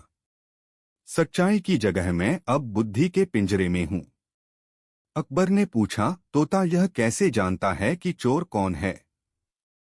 बीरबल बोले, यह कोई साधारण पक्षी नहीं, बल्कि एक पुरानी आत्मा है, जो कभी किसी राज्य का गुप्तचर था। अपनी अंतिम सांस से पहले उसने कहा था, मुझे पिंजरे में बंद कर दो, मैं तब तक बोलूंगा जब तक न्याय न हो। पर रहस्य अभी बाकी है। बीरबल ने चोर को पकड़ लिया, नीलम की अंगूठी वापस मिल गई और सब शांत हो गया। पर तभी रात को बीरबल के कमरे में वही तोता उड़ता हुआ आया और बोला, इस बार तुमने मुझे बचा लिया, मगर अगली बार मैं बच नहीं पाऊंगा, क्योंकि अगली बार जो चोर आएगा वो मेरी आत्मा को ही चुरा ले जाएगा। बीरबल की आंखें चौड़ी हो गईं। कौन? उन्होंने पूछा। तोता बोला, वो जो दिखता नहीं, पर हर राज जानता है। दीपक बुझ गया। जारी रहेगा। अब कौन है अगला चोर जो आत्मा चुराता है, न कि संपत्ति? क्या बीरबल की बुद्धि एक बार फिर परछाइयों के खेल में जीत पाएगी? जानिए अगले भाग में, परछाई का अपराध और आत्मा का सौदा। अकबर बीरबल की अनोखी कहानी, बुद्धि का पिंजरा और वह उड़ता हुआ तोता, भाग 2, परछाई का अपराध और आत्मा का सौदा। पिछले भाग से आगे। बीरबल की आंखों के सामने दीपक बुझ गया और तोता अदृश्य हो गया। अगले दिन वह पिंजरा भी गायब था, जिसमें तोता रहता था। अकबर ने गुस्से में कहा, बीरबल, क्या यह कोई जादू है या कोई बड़ा षड्यंत्र? बीरबल ने गंभीर स्वर में कहा, यह षड्यंत्र नहीं, यह चेतावनी है। कोई ऐसा है जो महल में रहकर ही आत्माओं की ऊर्जा चुरा रहा है। अकबर चौंक गए, पर आत्मा को कोई कैसे चुरा सकता है? बीरबल बोले, जब कोई व्यक्ति अपने ज्ञान, ईमान और विवेक को छोड़ देता है, तब वह शरीर तो रहता है, पर आत्मा पर उसका कोई अधिकार नहीं होता। ऐसे लोगों से आत्मा चुराना आसान होता है, और वही तोता हमें इशारा देकर गया है। दूसरा रहस्य, परछाई जो अपनी नहीं थी। राजमहल की एक पुरानी दीवार पर बीरबल ने कुछ अजीब देखा। हर दोपहर उस दीवार पर महल की परछाइयां पड़ती थीं, पर अब एक नई परछाई दिखाई दे रही थी। वह किसी व्यक्ति की परछाई थी, लेकिन वहां कोई व्यक्ति खड़ा नहीं था। बीरबल हर दिन उस परछाई का निरीक्षण करते और धीरे धीरे उन्हें एहसास हुआ कि यह परछाई हर दिन बदलती जा रही थी, मानो वह किसी और के व्यक्तित्व को अपने अंदर समा रही हो। उन्होंने दीवार पर काजल का तिलक लगाया और मंत्र पढ़ा। तभी परछाई हिली और बोली, मैं वो हूं जो सबका सच जानता हूं, और उसी सच से उनका अस्तित्व चुरा लेता हूं। परछाई की पहचान और अंतिम चाल। बीरबल ने अब सब दरबारियों को एक एक करके उस दीवार के सामने से गुजारा। हर किसी की परछाई जुड़ती गई, मिलती गई, पर एक मंत्री की परछाई जुड़ते ही अचानक वह परछाई जमीन से निकलकर जीवित आकार में बदल गई। एक काले कपड़े में लिपटा, आंखों में आग और छाया जैसी त्वचा वाला व्यक्ति सामने खड़ा था। तू कौन है? अकबर ने पूछा। उसने उत्तर दिया, मैं छाया चोर हूँ, जिसका जन्म तब होता है जब राज्य में कोई सत्य छिपाने लगे, जब दरबारियों की आत्मा डरने लगे और जब बुद्धि की जगह स्वार्थ राज करने लगे। बीरबल ने कहा, पर तुम्हारा खेल अब खत्म है, छाया चोर। उसने ठहाका लगाया। समझना भूल कर रहे हो, बीरबल। मेरा खेल अब शुरू हुआ है, क्योंकि अगला व्यक्ति जिसकी आत्मा में चुराऊंगा वह कोई और नहीं, स्वयं बीरबल होगा। यह कहकर वह छाया हवा में उड़ गया। अंतिम रहस्य, बीरबल का सौदा। रात को बीरबल ने अकेले उस दीवार के पास जाकर एक और मंत्र पढ़ा। तोता फिर से प्रकट हुआ, इस बार पिंजरे के बिना। मैं वापस नहीं आ सकता, बीरबल, तोता बोला।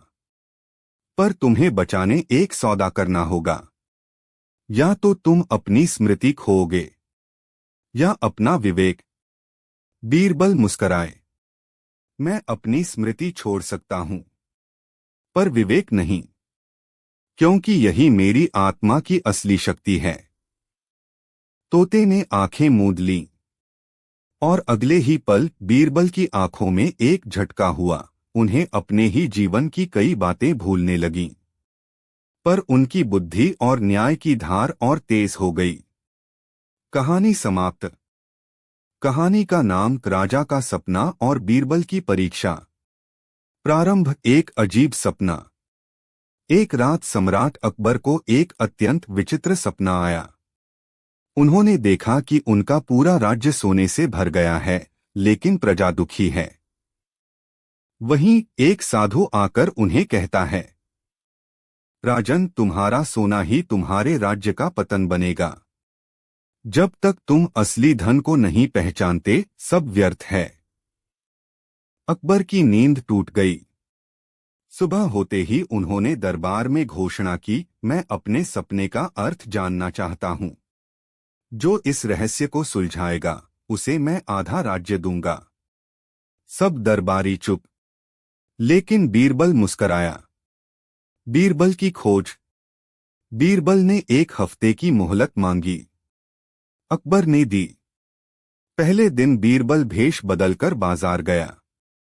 उसने देखा लोग सोने के लालच में रिश्ते तोड़ रहे थे, किसान अपने खेत छोड़ रहे थे और सैनिक रिश्वत लेने लगे थे। दूसरे दिन बीरबल एक पुरानी गुफा में गया, जहां एक साधु तपस्या में लीन था। बीरबल ने पूछा, राजा के सपने का अर्थ क्या है?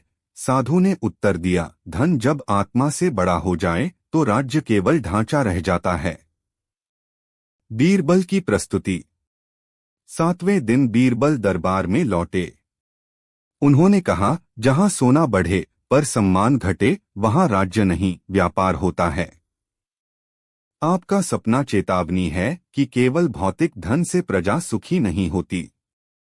असली धन है न्याय, ज्ञान और सेवा। अकबर ने सर हिलाया। बीरबल, तुमने सही पहचाना। पर अब एक और प्रश्न है, अगर राज्य से असली धन खो गया हो तो उसे वापस कैसे लाया जाए? अंतिम परीक्षा, असली धन की खोज।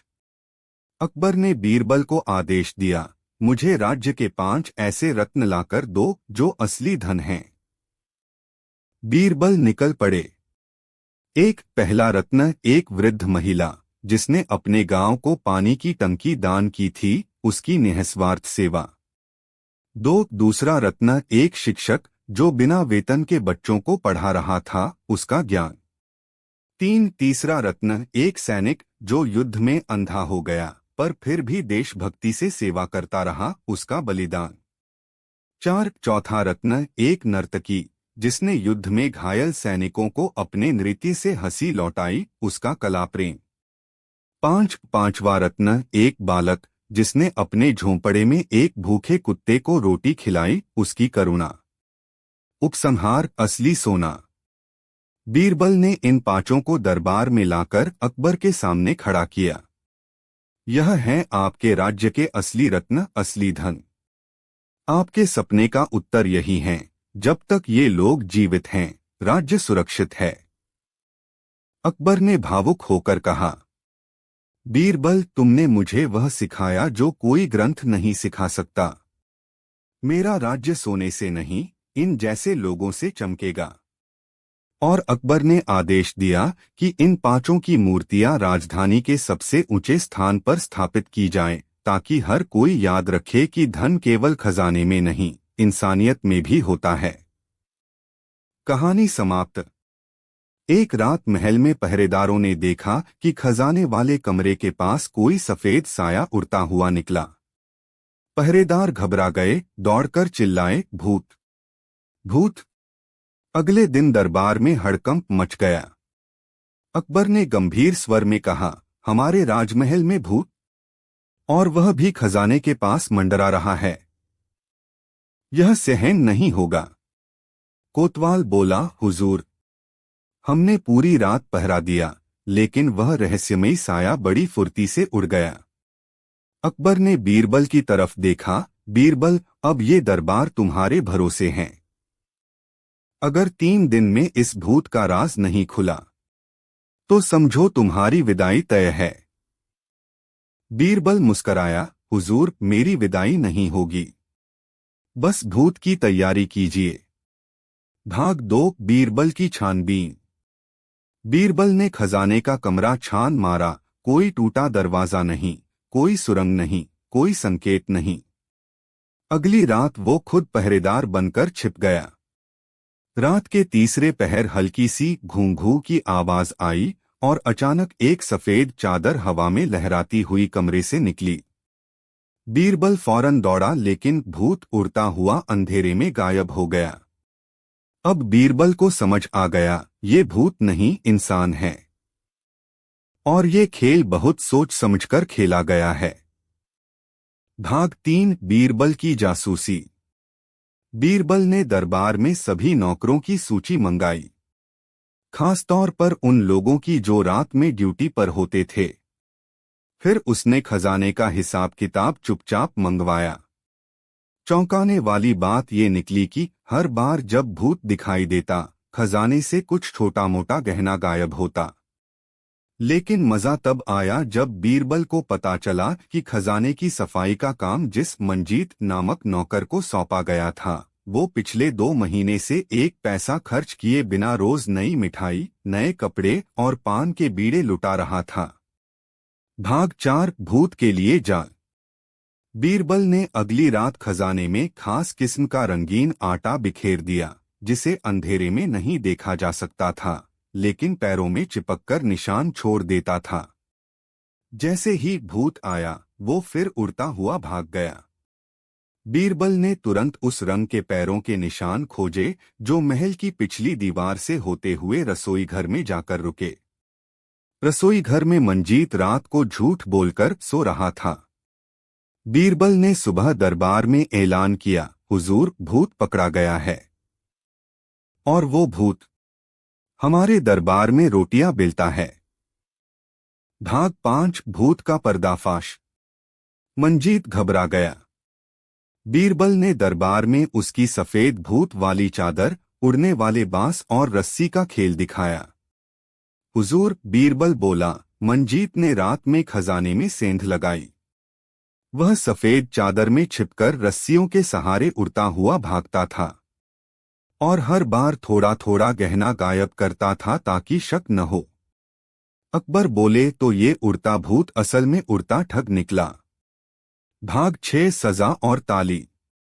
अकबर ने गुस्से में पूछा, मंजीत, क्यों किया ऐसा? मंजीत रोते हुए बोला, हुजूर, महल में रहते रहते मैंने ठाठ का सपना देख लिया था। बीरबल की समझ पर कभी शक मत कीजिए, वो तो भूत के भी पर काट देता है। दरबार में ठहाके गूंजे। अकबर बोले, बीरबल, तुम न होते तो महल में भूत नहीं, मूर्खता नाच रही होती। फिर मंजीत को सजा दी गई 3 साल जेल और हर हफ्ते दरबार में खजाने की चौकीदारी की क्लास। सीख। जब बीरबल ने तोता बनकर अकबर को चौंकाया। बादशाह अकबर और बीरबल की कहानियां हमेशा दिलचस्प और रहस्यमय होती थी। अकबर को नई नई पहेलियां और चुनौतियां पसंद थी और बीरबल अपनी चतुराई से उन्हें हल करने में हमेशा आगे रहते थे। एक दिन दरबार में अकबर ने एक विचित्र सवाल उठाया। अगर कोई इंसान पक्षी बन जाए और बोलने लगे तो क्या वो संभव होगा? दरबारी एक दूसरे की ओर देखने लगे। किसी को इस सवाल का जवाब नहीं सूझा। मंत्री बोले, जहांपनाह, ये असंभव है। इंसान कभी पक्षी नहीं बन सकता। लेकिन अकबर मुस्कुराए और बोले, अगर कोई कर सकता है तो वो बीरबल ही होगा। अब सबकी नजरें बीरबल पर थी। बीरबल ने हल्की मुस्कान के साथ कहा, जहांपनाह, मैं आपकी इच्छा पूरी करूंगा, लेकिन इसके लिए मुझे 7 दिनों का समय चाहिए। अकबर को यह शर्त मंजूर थी। उन्होंने कहा, ठीक है बीरबल, अगर तुम 7 दिनों में ये कर दिखाओगे तो मैं तुम्हें ढेर सारा इनाम दूंगा। लेकिन अगर तुम असफल रहे तो तुम्हें अपनी बुद्धिमानी का घमंड छोड़ना होगा। बीरबल ने सिर झुका लिया और बोला, जहांपनाह, मैं इस चुनौती को स्वीकार करता हूं। बीरबल को पता था कि इंसान का तोता बनना नामुमकिन है, लेकिन वो अकबर को चौंकाने के लिए एक खास योजना बना चुके थे। उन्होंने शहर के सबसे कुशल कलाकार को बुलाया और उसे एक खास तोते का पिंजरा बनाने का आदेश दिया। इस पिंजरे को इतना बड़ा बनाओ कि उसमें एक आदमी आराम से बैठ सके, और उसे ऐसे डिजाइन करो कि देखने वालों को वो असली तोते का पिंजरा लगे। 7 दिनों तक बीरबल दरबार में नहीं आए। हर कोई सोचने लगा कि इस बार बीरबल असफल हो गए। लेकिन 8वें दिन अकबर के महल में हलचल मच गई। एक सेवक दौड़ता हुआ आया और बोला, जहांपनाह, एक अद्भुत बात हो गई है। आपके दरबार में एक अनोखा बोलने वाला तोता आया है। अकबर चौंक गए और तुरंत दरबार पहुंच गए। दरबार में एक सुंदर सा पिंजरा रखा था, जिसमें एक हरे रंग का बड़ा तोता बैठा था। अकबर ने गौर से देखा। तोते की आंखें चमक रही थी और उसके पंख बिल्कुल असली लग रहे थे। लेकिन सबसे चौंकाने वाली बात तब हुई जब वो तोता बोल पड़ा, जहांपनाह, सलाम। पूरा दरबार स्तब्ध रह गया। अकबर अपनी आंखों पर विश्वास नहीं कर सके। क्या ये सच में बोल रहा है? उन्होंने आश्चर्य से पूछा। तोते ने फिर कहा, जहांपनाह, मैं सिर्फ बोल ही नहीं सकता, बल्कि आपके सवालों के जवाब भी दे सकता हूं। अब तो अकबर का सिर चकराने लगा। उन्होंने पूछा, तुम कौन हो और कहां से आए हो? तोते ने जवाब दिया, जहांपनाह, मैं बीरबल का भेजा हुआ खास दूत हूं। मुझे केवल बुद्धिमान लोगों के साथ ही बात करने की आज्ञा है। अकबर की उत्सुकता बढ़ती जा रही थी। उन्होंने हंसते हुए कहा, तो फिर ये बताओ कि बीरबल खुद कहाँ है? तोता बोला, जहांपनाह, वो बहुत दूर एक राजकीय कार्य में व्यस्त है, लेकिन उन्होंने मुझे भेजा है ताकि मैं आपकी जिज्ञासा शांत कर सकूं। अकबर ने और सवाल पूछे और तोते ने हर सवाल का ऐसा जवाब दिया कि दरबारी हक्के बक्के रह गए। अकबर को शक होने लगा कि ये कोई जादू या चालबाजी है। उन्होंने आगे बढ़कर पिंजरे को ध्यान से देखा। बीरबल ने तो कहा था कि इंसान पक्षी बन सकता है, कहीं ये तोता असली तो नहीं? अकबर ने अचानक तलवार निकाली और कहा, अगर ये सच में तोता है तो उड़कर दिखाए। तभी पिंजरे के अंदर से हंसी की आवाज आई और फिर दरवाजा खुला और अंदर से बीरबल निकल आए। पूरा दरबार विस्मय में पड़ गया। बीरबल हंसते हुए बोले, जहांपनाह, मैंने आपकी इच्छा पूरी कर दी। आपने कहा था कि इंसान पक्षी बन सकता है या नहीं, और मैंने तोता बनकर आपको चौंका दिया। अकबर जोर से हंस पड़े और बोले, बीरबल, तुमने फिर से साबित कर दिया कि तुम्हारी बुद्धिमानी का कोई जवाब नहीं। अकबर ने बीरबल को गले लगाया और कहा, तुम्हारी इस चतुराई के लिए मैं तुम्हें 10,000 स्वर्ण मुद्राएं इनाम देता हूं। बीरबल मुस्कुराए और बोले, जहांपनाह, असली जादू बुद्धि का होता है, न कि छलावे का। पूरा दरबार तालियों की गड़गड़ाहट से गूंज उठा। बुद्धिमानी और रचनात्मकता से असंभव को भी संभव बनाया जा सकता है। क्या आपने कभी सुना है कि एक चोर ऐसा भी होता है जो चोरी नहीं करता, बस छूता है, और लोग सब कुछ खो बैठते हैं? और जब बीरबल पर खुद शक हो जाए तब क्या होगा? शुरुआत बीरबल की दाढ़ी में तिनका। दरबार की सुबह कुछ अजीब थी। बादशाह अकबर दरबार में बैठे थे और उनकी नजर बीरबल पर पड़ी, जो हर कुछ मिनट में अपनी दाढ़ी खुजा रहे थे। अकबर मुस्कराए और बोले, बीरबल, लगता है आज तुम्हारी दाढ़ी में कोई रहस्य छिपा है। बीरबल ने मुस्कुराकर कहा, जहां बुद्धि होती है वहां थोड़ी खुजली तो होती ही है, हुजूर। दरबार ठहाकों से गूंज उठा।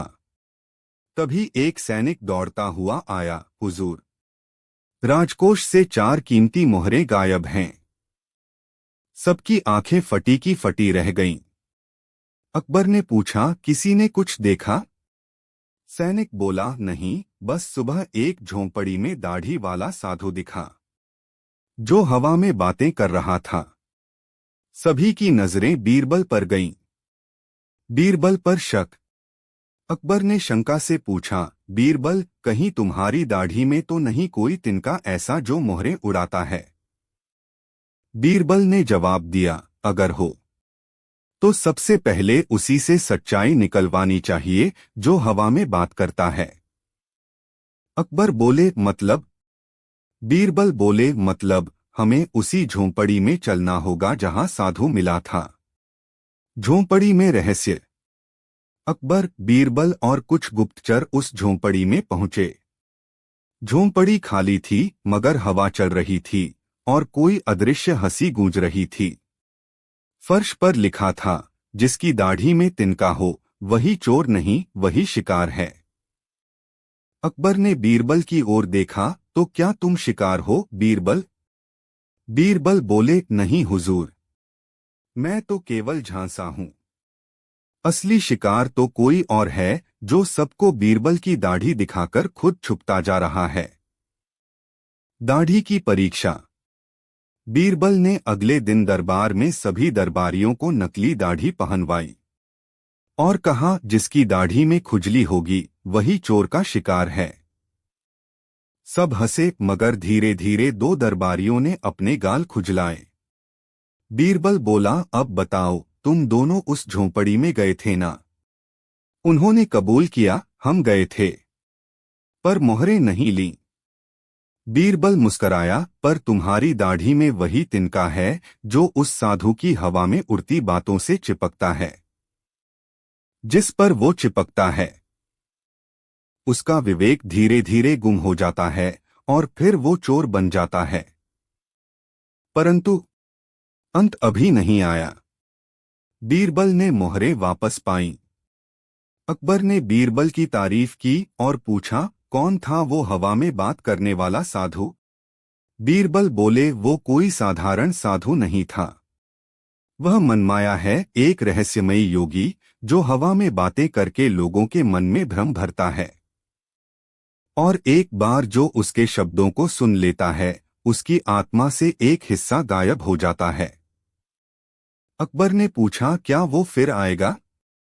बीरबल ने कहा, आएगा जरूर, क्योंकि अगली बार वो किसी साधु का भेष नहीं, बल्कि खुद बादशाह का चेहरा पहनकर आएगा।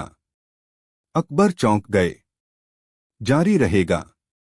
अब जब अगली बार खुद सम्राट का चेहरा नकली होगा, तो बीरबल असली और नकली में कैसे फर्क करेगा? क्या खुद अकबर अपनी पहचान खो बैठेंगे? जानिए अगले भाग में बादशाह की परछाई और बीरबल की आंखें। अकबर बीरबल की रहस्यमयी कहानी। अंतिम भाग। कहानी का नाम बादशाह की परछाई और बीरबल की आंखें। भाग 2। असली अकबर कौन? पिछले भाग से आगे बीरबल ने चेतावनी दी थी, मनमाया फिर आएगा, और इस बार वह खुद बादशाह का चेहरा पहनकर दरबार में बैठेगा। और ऐसा ही हुआ। एक सुबह जब बीरबल दरबार में पहुंचे तो उन्हें दरबार में 2 अकबर बैठे मिले। एक सिंहासन पर और एक उसके ठीक सामने।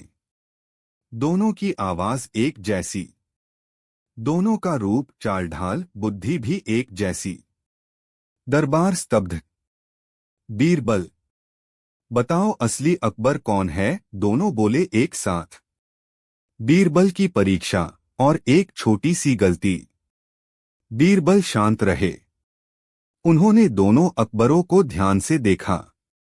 फिर बोले, राजा की परछाई हमेशा उसके पीछे रहती है, पर जिसने चेहरा चुराया है उसकी परछाई हमेशा आगे चलती है। बीरबल ने पर्दा हटवाया। सूरज की रोशनी अंदर आई। एक अकबर की परछाई पीछे पड़ी, दूसरे की सामने की ओर। बीरबल मुस्कराए, मनमाया, तुम्हारा जादू अब खत्म होता है। मनमाया ने ठहाका लगाया। बीरबल, तुमने पहचान लिया, पर क्या तुम जान पाओगे कि तुम्हारी भी एक परछाई बन चुकी है? जिस दिन वह परछाई तुमसे तेज हो जाएगी तुम खुद को भूल जाओगे। इतना कहकर वह अकबर का रूप छोड़कर धुएं में बदल गया और अदृश्य हो गया। अंतिम मोड़, बीरबल की परछाई का रहस्य। बीरबल उस दिन के बाद बदल गए थे। वो अधिक चुप रहने लगे, गहराई में सोचने लगे। एक दिन अकबर ने पूछा, बीरबल तुम इतने चुप क्यों रहते हो? बीरबल बोले, हुजूर, क्योंकि अब मैं केवल अपनी बात नहीं सोचता, अब मैं उस परछाई की बात सोचता हूं जो मेरे सामने खड़ी होती है और कभी कभी मुझे देखकर मुस्कराती है। अकबर ने कहा, पर वो तो तुम्हारी ही परछाई है। बीरबल बोले, नहीं हुजूर, वो अब मेरी नहीं रही। कहानी समाप्त। कहानी का नाम बीरबल और गुप्त मंत्र। अगर किसी दिन आपके सपने में कोई कहे कि तुम्हारे महल के नीचे तुम्हारी मौत सो रही है, तो क्या आप फिर चैन की नींद सो पाओगे? प्रारंभ, सपने की भविष्यवाणी। एक रात सम्राट अकबर ने अजीब सपना देखा।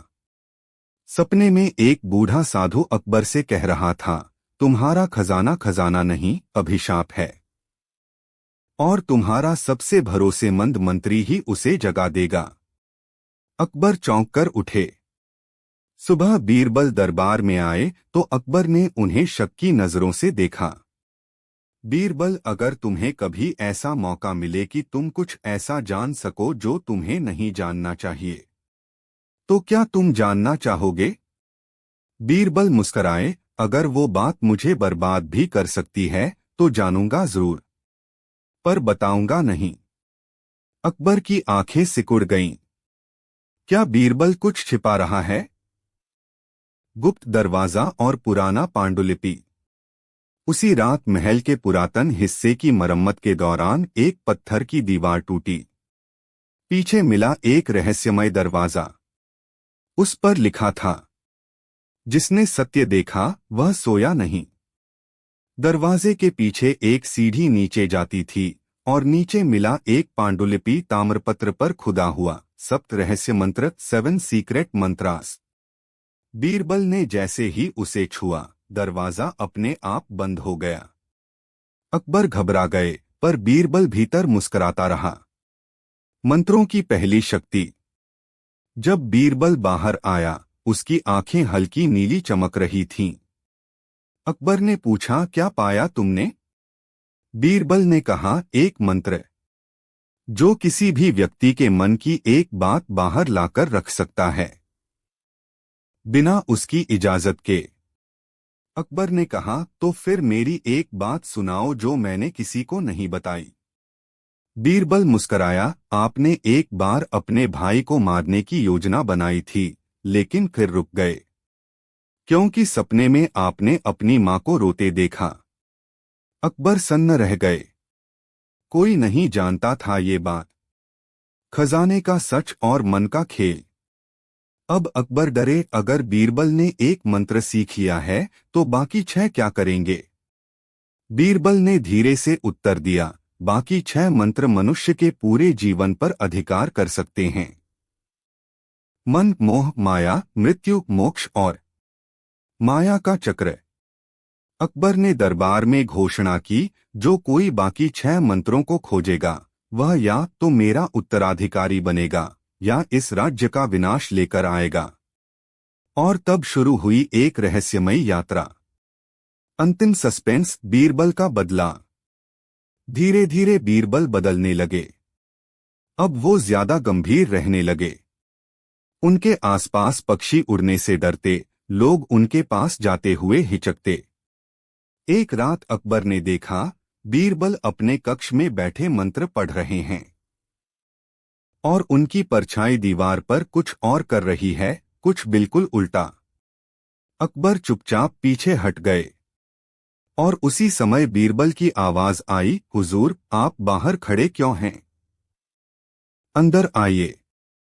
अकबर कांप गए, क्योंकि बीरबल तो उनकी पीठ पीछे थे। उन्होंने देखा कैसे? कहानी समाप्त। अकबर बीरबल की रहस्यमयी गाथा भाग 2। कहानी का नाम बीरबल बनाम बीरबल। भाग 2, परछाई, षड्यंत्र और आत्मा का द्वंद्व। पिछले भाग से अब तक बीरबल को सप्त रहस्य मंत्रों में से पहला मंत्र मिल चुका था, जो उसे किसी भी व्यक्ति के मन की बात बिना पूछे जानने की शक्ति देता है। लेकिन जैसे जैसे वह बाकी मंत्रों के करीब पहुंचे, कुछ और भी बदलने लगा। उनकी परछाई। अब उनकी परछाई सिर्फ उनकी परछाई नहीं रही, वो एक चेतन आत्मा बन चुकी थी, एक परछाई जो धीरे धीरे बीरबल को ही निगलने लगी थी।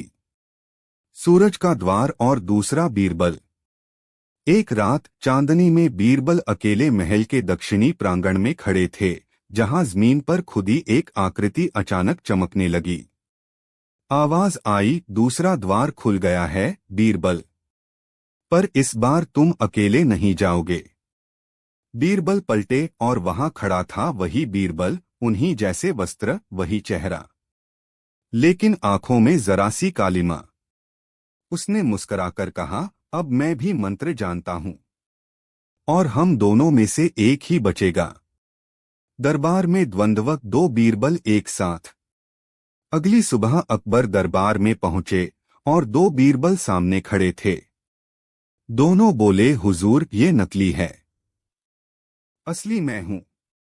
अकबर ने शांति से कहा, अगर तुम दोनों असली हो तो ये साबित करो। बीरबल एक बोला, आपने एक बार तेनालीराम की चिट्ठी जलाई थी बिना पढ़े, क्योंकि उसमें सच था। बीरबल 2 बोला, और आपने झूठ बोला था अपनी मां से कि आप रोए नहीं थे जब पिता की मृत्यु हुई, जबकि आप भीतर ही भीतर टूट चुके थे। अकबर स्तब्ध रह गए। दोनों बातें सच थीं, मगर उन्हें कभी किसी ने नहीं जाना। छल और सच्चाई का युद्ध। बीरबल एक बोला, हम दोनों मंत्रों से बने हैं, लेकिन अंतर यह है कि मैं इन मंत्रों का उपयोग लोगों की रक्षा के लिए करता हूं और ये अपने लाभ के लिए। बीरबल 2 हंसा, और तुम क्या करोगे? मुझे रोकोगे? जिस क्षण तुम मुझे मारोगे, तुम्हारी आत्मा का एक हिस्सा भी मरेगा और तब तुम कभी पहले जैसे बीरबल नहीं रहोगे। बीरबल एक रुके। उन्होंने अकबर की ओर देखा, हुजूर, आदेश दीजिए। क्या मैं खुद को मिटा दूं ताकि यह समाप्त हो सके? अकबर बोले, बीरबल, अगर आत्मा में शक्ति है तो छाया का अस्तित्व स्वतः मिट जाएगा। मंत्र का अंतिम प्रयोग। बीरबल एक ने ताम्रपत्र खोला और तीसरे मंत्र का उच्चारण किया, छाया आत्मा नष्टि मंत्र, शैडो सोल इरेजिंग मंत्रा। बीरबल 2 चीखा, नहीं, ये तो केवल तभी असर करता है जब आत्मा शुद्ध हो और तुम्हारा मन संशय में है। बीरबल एक बोले, हाँ, लेकिन मेरी नीयत सच्ची है, यही मुझे तुमसे अलग बनाती है। प्रकाश फूटा। बीरबल 2 की परछाई टूटने लगी, वह भस्म में बदल गया। अकबर भागकर आए, बीरबल, तुम ठीक हो? बीरबल ने धीमी आवाज में कहा, हाँ हुजूर, पर मैंने कुछ खोया है जो अब कभी वापस नहीं आएगा। अकबर ने पूछा, क्या? बीरबल बोले, अपनी मासूमियत। अब मैं वो बीरबल नहीं रहा। अब मैं मंत्रबल हूं। अंतिम रहस्य, 5वां मंत्र। उसी रात बीरबल अपने कक्ष में बैठे ताम्रपत्र पढ़ रहे थे। उनकी आंखों में अब वह हल्की नीली चमक नहीं बल्कि गहरा गोल्डन तेज था। उन्होंने चुपचाप 5वां मंत्र पढ़ा, स्वर आत्मबोध मंत्र, मंत्रा ऑफ सेल्फ रियलाइजेशन। जैसे ही मंत्र पूरा हुआ, दीवार पर तीसरी बीरबल की परछाई दिखाई दी और वह परछाई बोली, अब तुम मेरी दुनिया में आ गए हो बीरबल। अब यहां से बाहर जाने का रास्ता सिर्फ मोक्ष है या फिर भूल भुलैया। जारी रहेगा अगले भाग में। भूल भुलैया में बीरबल, जहां बीरबल को अपने ही मन के रहस्यों से लड़ना होगा और इस बार शत्रु कोई और नहीं बल्कि बीरबल की ही इच्छाएं। अकबर बीरबल की रहस्यमयी गाथा, अंतिम भाग। कहानी का नाम भूल भुलैया में बीरबल। भाग 3, इच्छाओं का युद्ध और आत्मा की मुक्ति। पिछले भाग से आगे बीरबल अब मंत्रबल बन चुके थे। उनके भीतर शक्ति थी, मन पढ़ने की, परछाइयों को मिटाने की और अब खुद अपने भीतर प्रवेश करने की।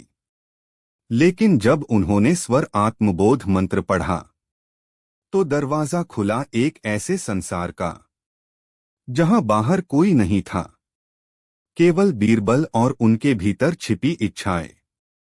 भूल भुलैया का द्वार। बीरबल आंखें खोलते ही एक विशाल काले गुफानुमा कक्ष में खड़े थे। चारों ओर दीवारें थीं और उन पर लाखों बीरबलों की परछाइयां। कुछ हंस रही थीं, कुछ रो रही थीं, कुछ क्रोधित थीं। एक स्वर गूंजा, हर परछाई एक इच्छा है जिसे तुमने दबाया था। अब उनमें से एक राजा बनना चाहती है। बीरबल ने कहा, मैं राजा नहीं, एक मंत्री हूं। स्वर बोला, पर कभी तो तुमने चाहा था अकबर की जगह बीरबल का नाम इतिहास में लिखा जाए। क्या वो झूठ था? बीरबल चुप। इच्छाओं की विद्रोह। सामने एक द्वार खुला। वहां खड़ी थी एक परछाई, महाबीरबल, जिसका चेहरा चमकदार, कपड़े शाही और आंखों में लाल अग्नि थी। वह बोली, मैं वो बीरबल हूं जो बन सकता था सम्राट, पर तुमने डरकर मुझे छोड़ दिया। अब बीरबल के सामने था उनका ही दूसरा रूप, शक्तिशाली, महत्वाकांक्षी और अहंकारी। महाबीरबल बोला, यदि मुझे हराना है तो अपनी हर इच्छा को स्वीकार कर, वरना तू यहीं खो जाएगा। बीरबल। भूल भुलैया। मुक्ति की राह। बीरबल ने आंखें बंद कीं। हर परछाई को एक एक कर देखा। एक जो प्यार चाहता था, एक जो अपमान नहीं सह पाया था, एक जो नाम चाहता था, एक जो मोक्ष। फिर वो बोले, हाँ, मैं चाहता था ये सब, लेकिन मैंने चुना सच्चाई। इसलिए मैं बीरबल हूं, मंत्रों का स्वामी नहीं बल्कि आत्मा का रक्षक। जैसे ही उन्होंने स्वीकार किया, सभी परछाइयां एक तेज रोशनी में विलीन हो गईं। महाबीरबल भी मुस्कराया। अब तू मुक्त है, अब तू पूरा बीरबल है। अंतिम दृश्य, दरबार में वापसी। बीरबल आंखें खोलते हैं और फिर से उसी जगह दरबार में हैं। अकबर पूछते हैं, कहाँ चले गए थे बीरबल?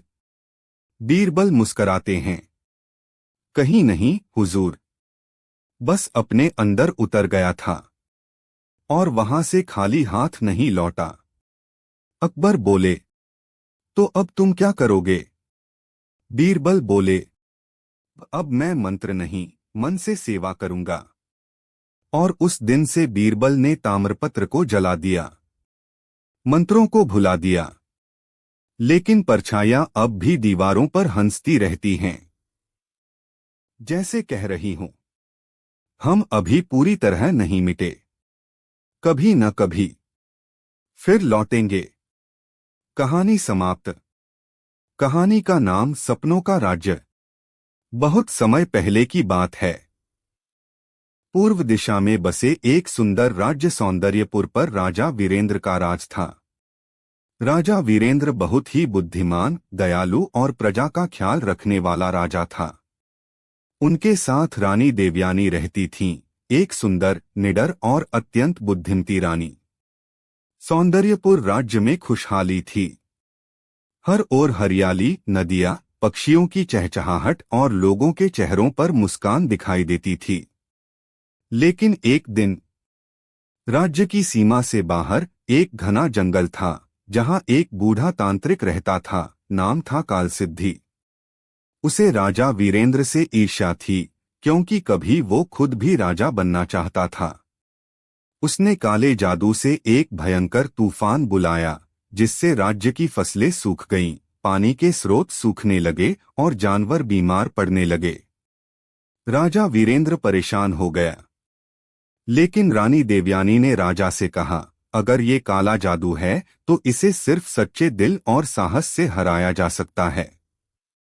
रानी ने खुद जंगल में जाकर उस तांत्रिक से मिलने का निर्णय लिया।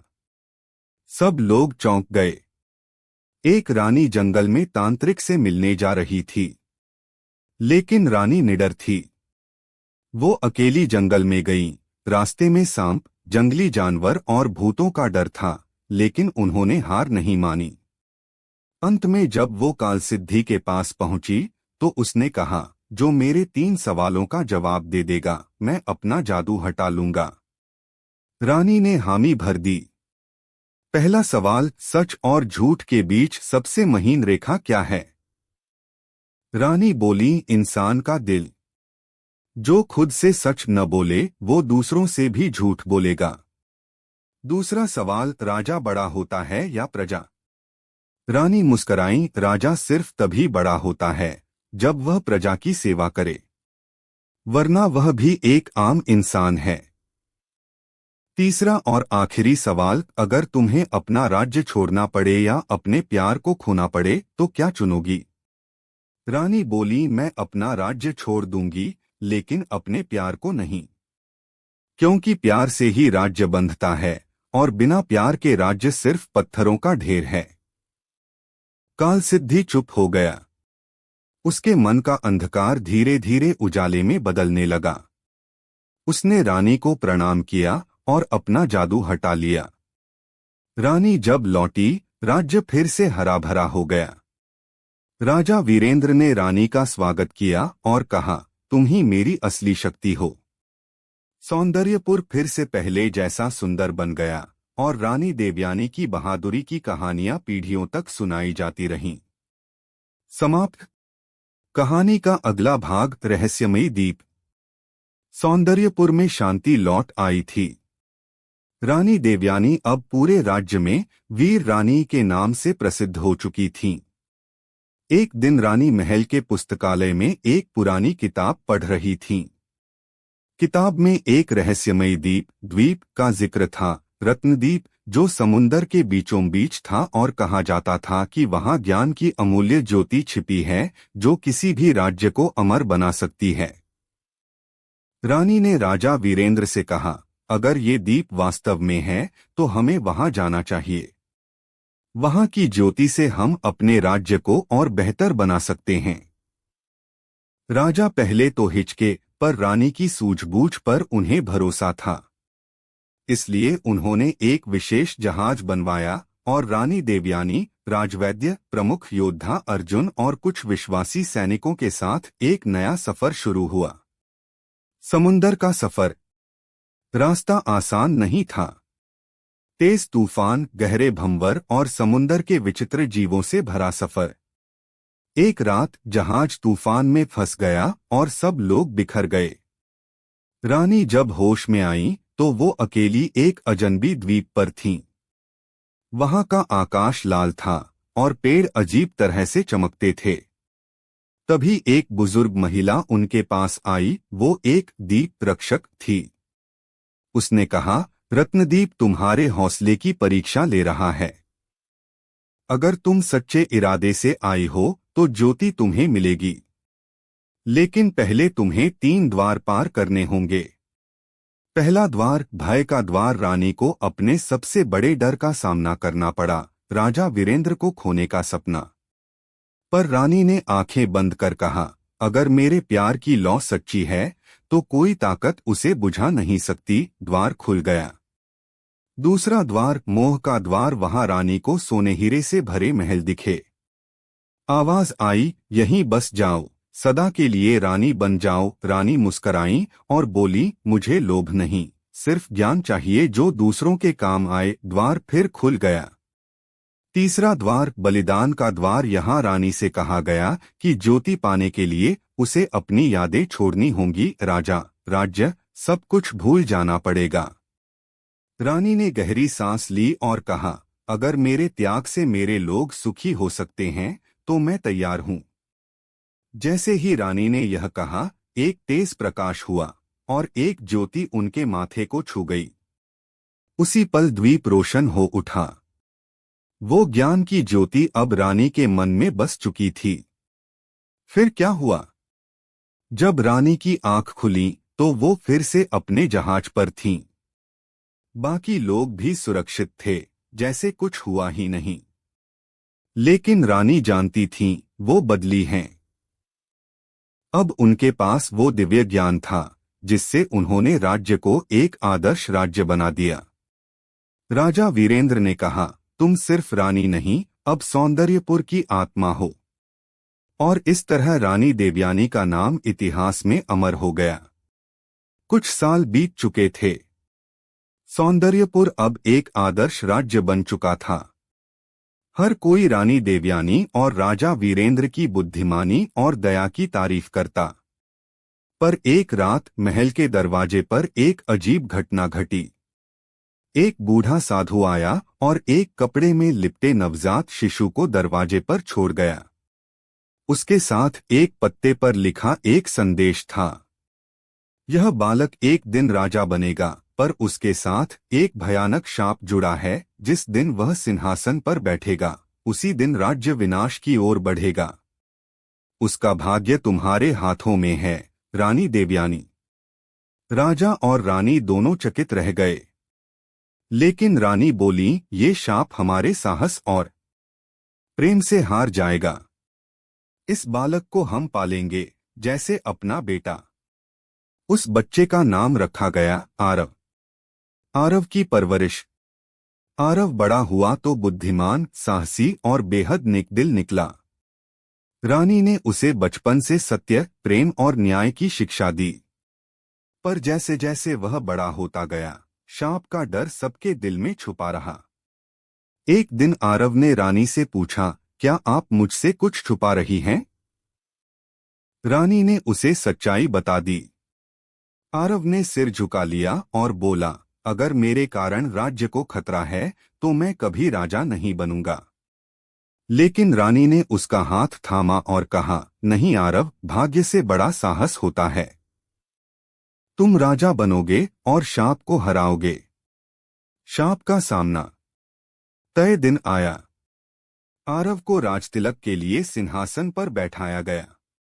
अचानक आसमान काला हो गया, बिजली चमकने लगी और राज्य में भूकंप जैसी हलचल हुई। सब लोग डर गए, शाप सच हो रहा था। तभी रानी देवयानी आगे बढ़ी और बोली, हे प्रकृति, अगर इस बालक में सच्चा प्रेम, न्याय और सेवा का भाव है तो उसे माफ कर दो। जैसे ही रानी ने ये कहा, आरव ने हाथ जोड़कर कहा, मैं राजा नहीं, राज्य का सेवक बनना चाहता हूं।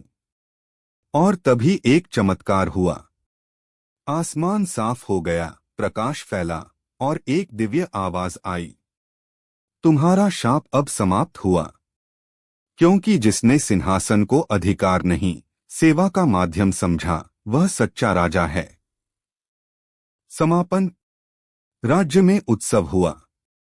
आरव राजा बना और रानी देवयानी, जो अब वृद्ध थीं, शांति से महल के बगीचे में बैठतीं और फूलों को निहारतीं। राजा वीरेंद्र ने कहा, हमारा काम पूरा हुआ देवयानी। अब हमारे सपनों का राज्य सचमुच अमर है।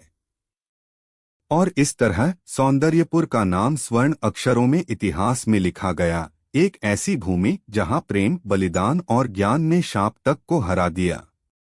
रानी देवयानी की गाथा आज भी लोकगीतों में गाई जाती है। समाप्त। कहानी का नाम काला सिंहासन। बहुत समय पहले की बात है। कालगढ़ नाम का एक राज्य था जहां के राजा धर्मपाल और रानी विश्लेखा का राज चलता था। नाम भले ही अच्छे थे, लेकिन ये दोनों बहुत ही दुष्ट, लालची और निर्दयी थे। राजा धर्मपाल को सिर्फ सोना, ताकत और युद्धों से मतलब था। रानी विश्लेखा एक चालाक जादूगरनी थी जो अपने काले जादू से लोगों को डराकर मनचाही चीजें हासिल करती थी। राज्य का हाल राजा प्रजा पर भारी टैक्स लगाता और जो नहीं देता उसे कालकोठरी में डाल देता। रानी हर अमावस की रात को काले जादू से किसी गरीब की आत्मा को अपने शीशे में बंद कर देती, जिससे उसकी ताकत बढ़े। धीरे धीरे राज्य में अंधकार फैलने लगा। खेत सूखने लगे, बच्चे बीमार रहने लगे और लोग डर के मारे राज्य छोड़ने लगे। लेकिन राजा रानी अंधे हो चुके थे।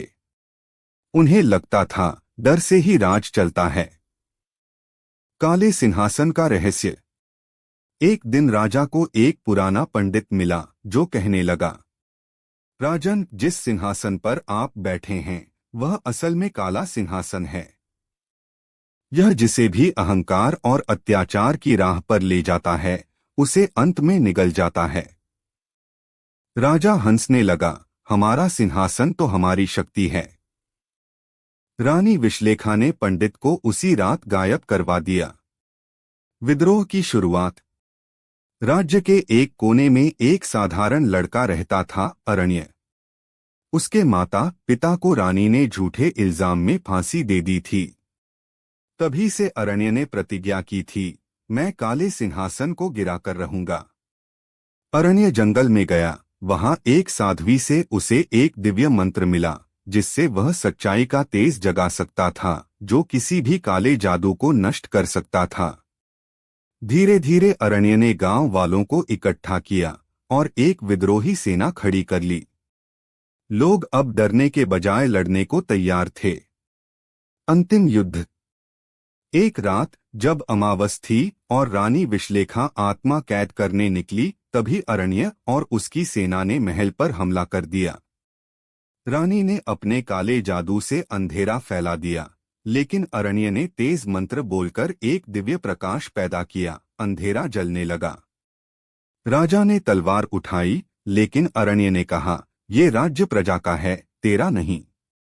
अरण्य ने सिंहासन के नीचे छिपे उस तिलिस्मी पत्थर को तोड़ा जिससे सारी शक्ति निकलती थी।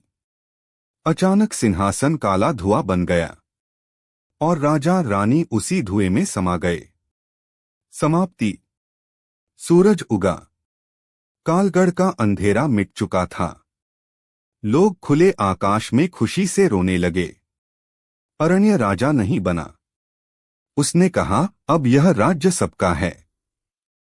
इसे कोई नहीं चलाएगा, बल्कि सब मिलकर इसे सजाएंगे।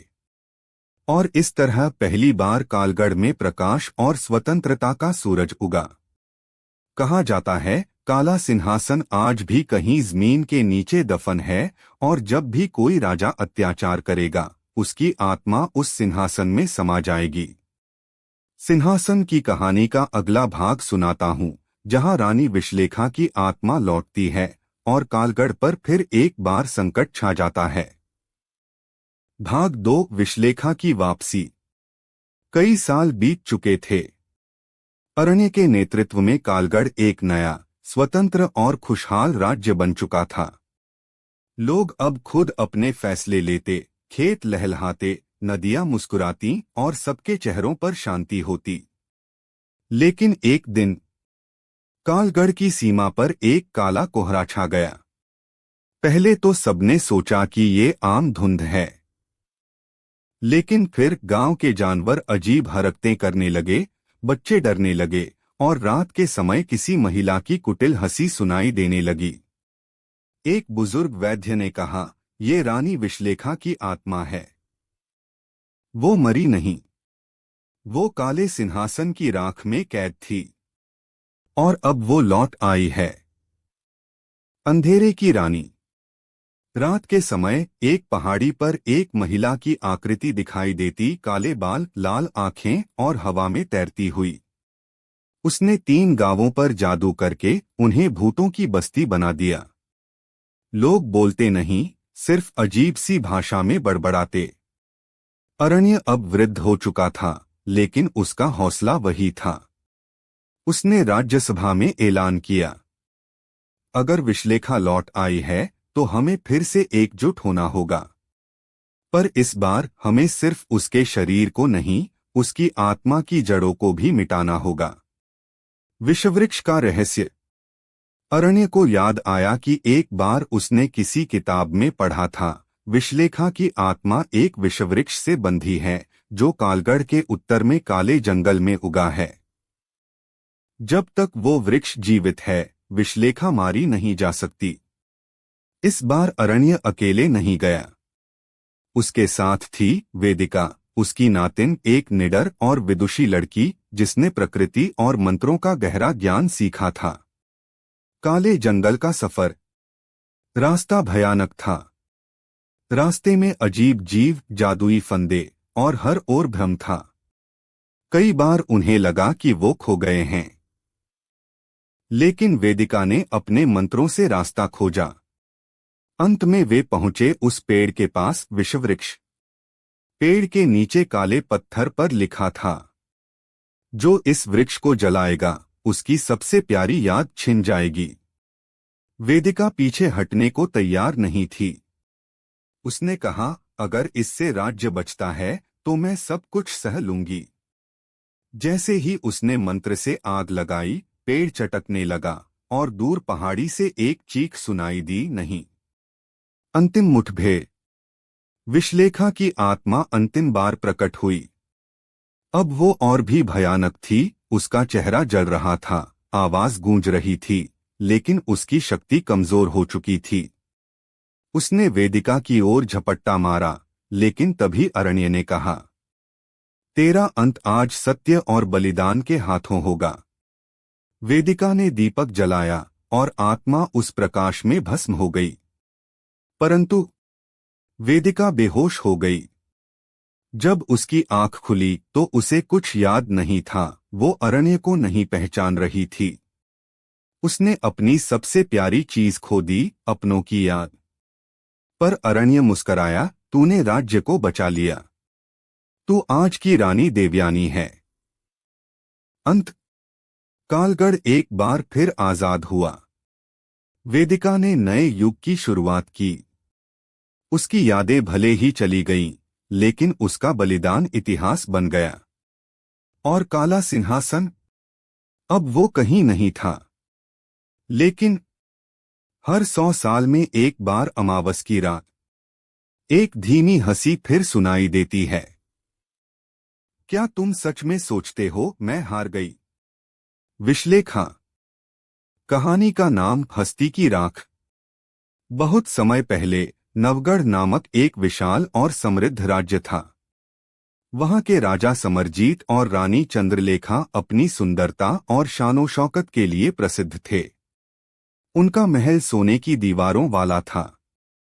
हर दिन दावतें होती, शेरों पर सवारी होती और रानी के गहनों की चमक से आंखें चौंधिया जातीं। परंतु राज्य का दर्द। राज्य की जनता गरीबी, भूख और बीमारियों से त्रस्त थी। फसलें सूख गई थीं, नदियां सिकुड़ रही थीं, लेकिन राजा रानी को इससे कोई फर्क नहीं पड़ता।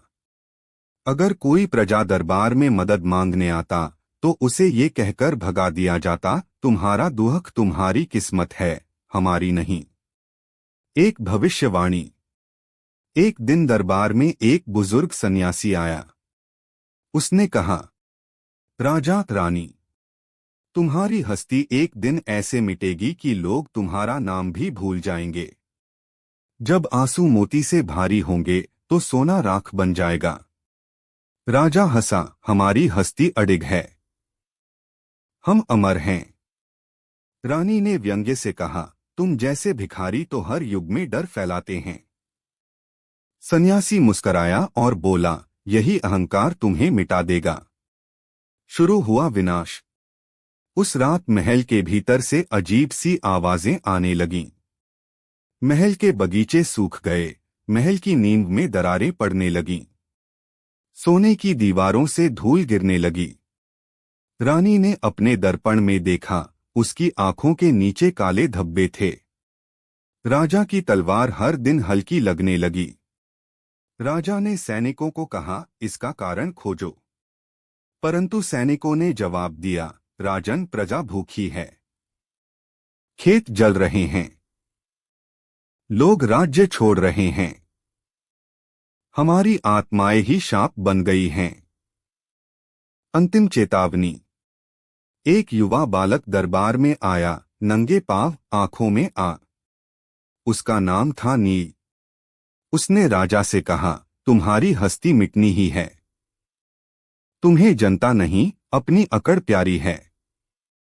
राजा क्रोधित हुआ, सिपाहियों, इसे मार दो। परंतु जैसे ही सैनिकों ने तलवार उठाई, वो सब पत्थर बन गए। नील ने कहा, अब समय आ गया है। हस्ती का अंत। एक तूफानी रात आई। बिजली, आग और अंधकार ने महल को घेर लिया। राजा ने अपने तख्त को थाम लिया, लेकिन तख्त हवा में उड़ गया। रानी ने अपने गहनों को गले से लगाकर कहा, मेरे मोती ही मेरी ताकत हैं। लेकिन सब गहने राख में बदल गए। राजा रानी एक दूसरे को देखते रहे और अचानक महल जमीन में समा गया। सुबह जब सूरज निकला तो वहां सिर्फ राख थी। राज्य तो बच गया, लेकिन राजा रानी की हस्ती पूरी तरह मिट चुकी थी। उनका नाम तक इतिहास की किताबों से गायब हो गया।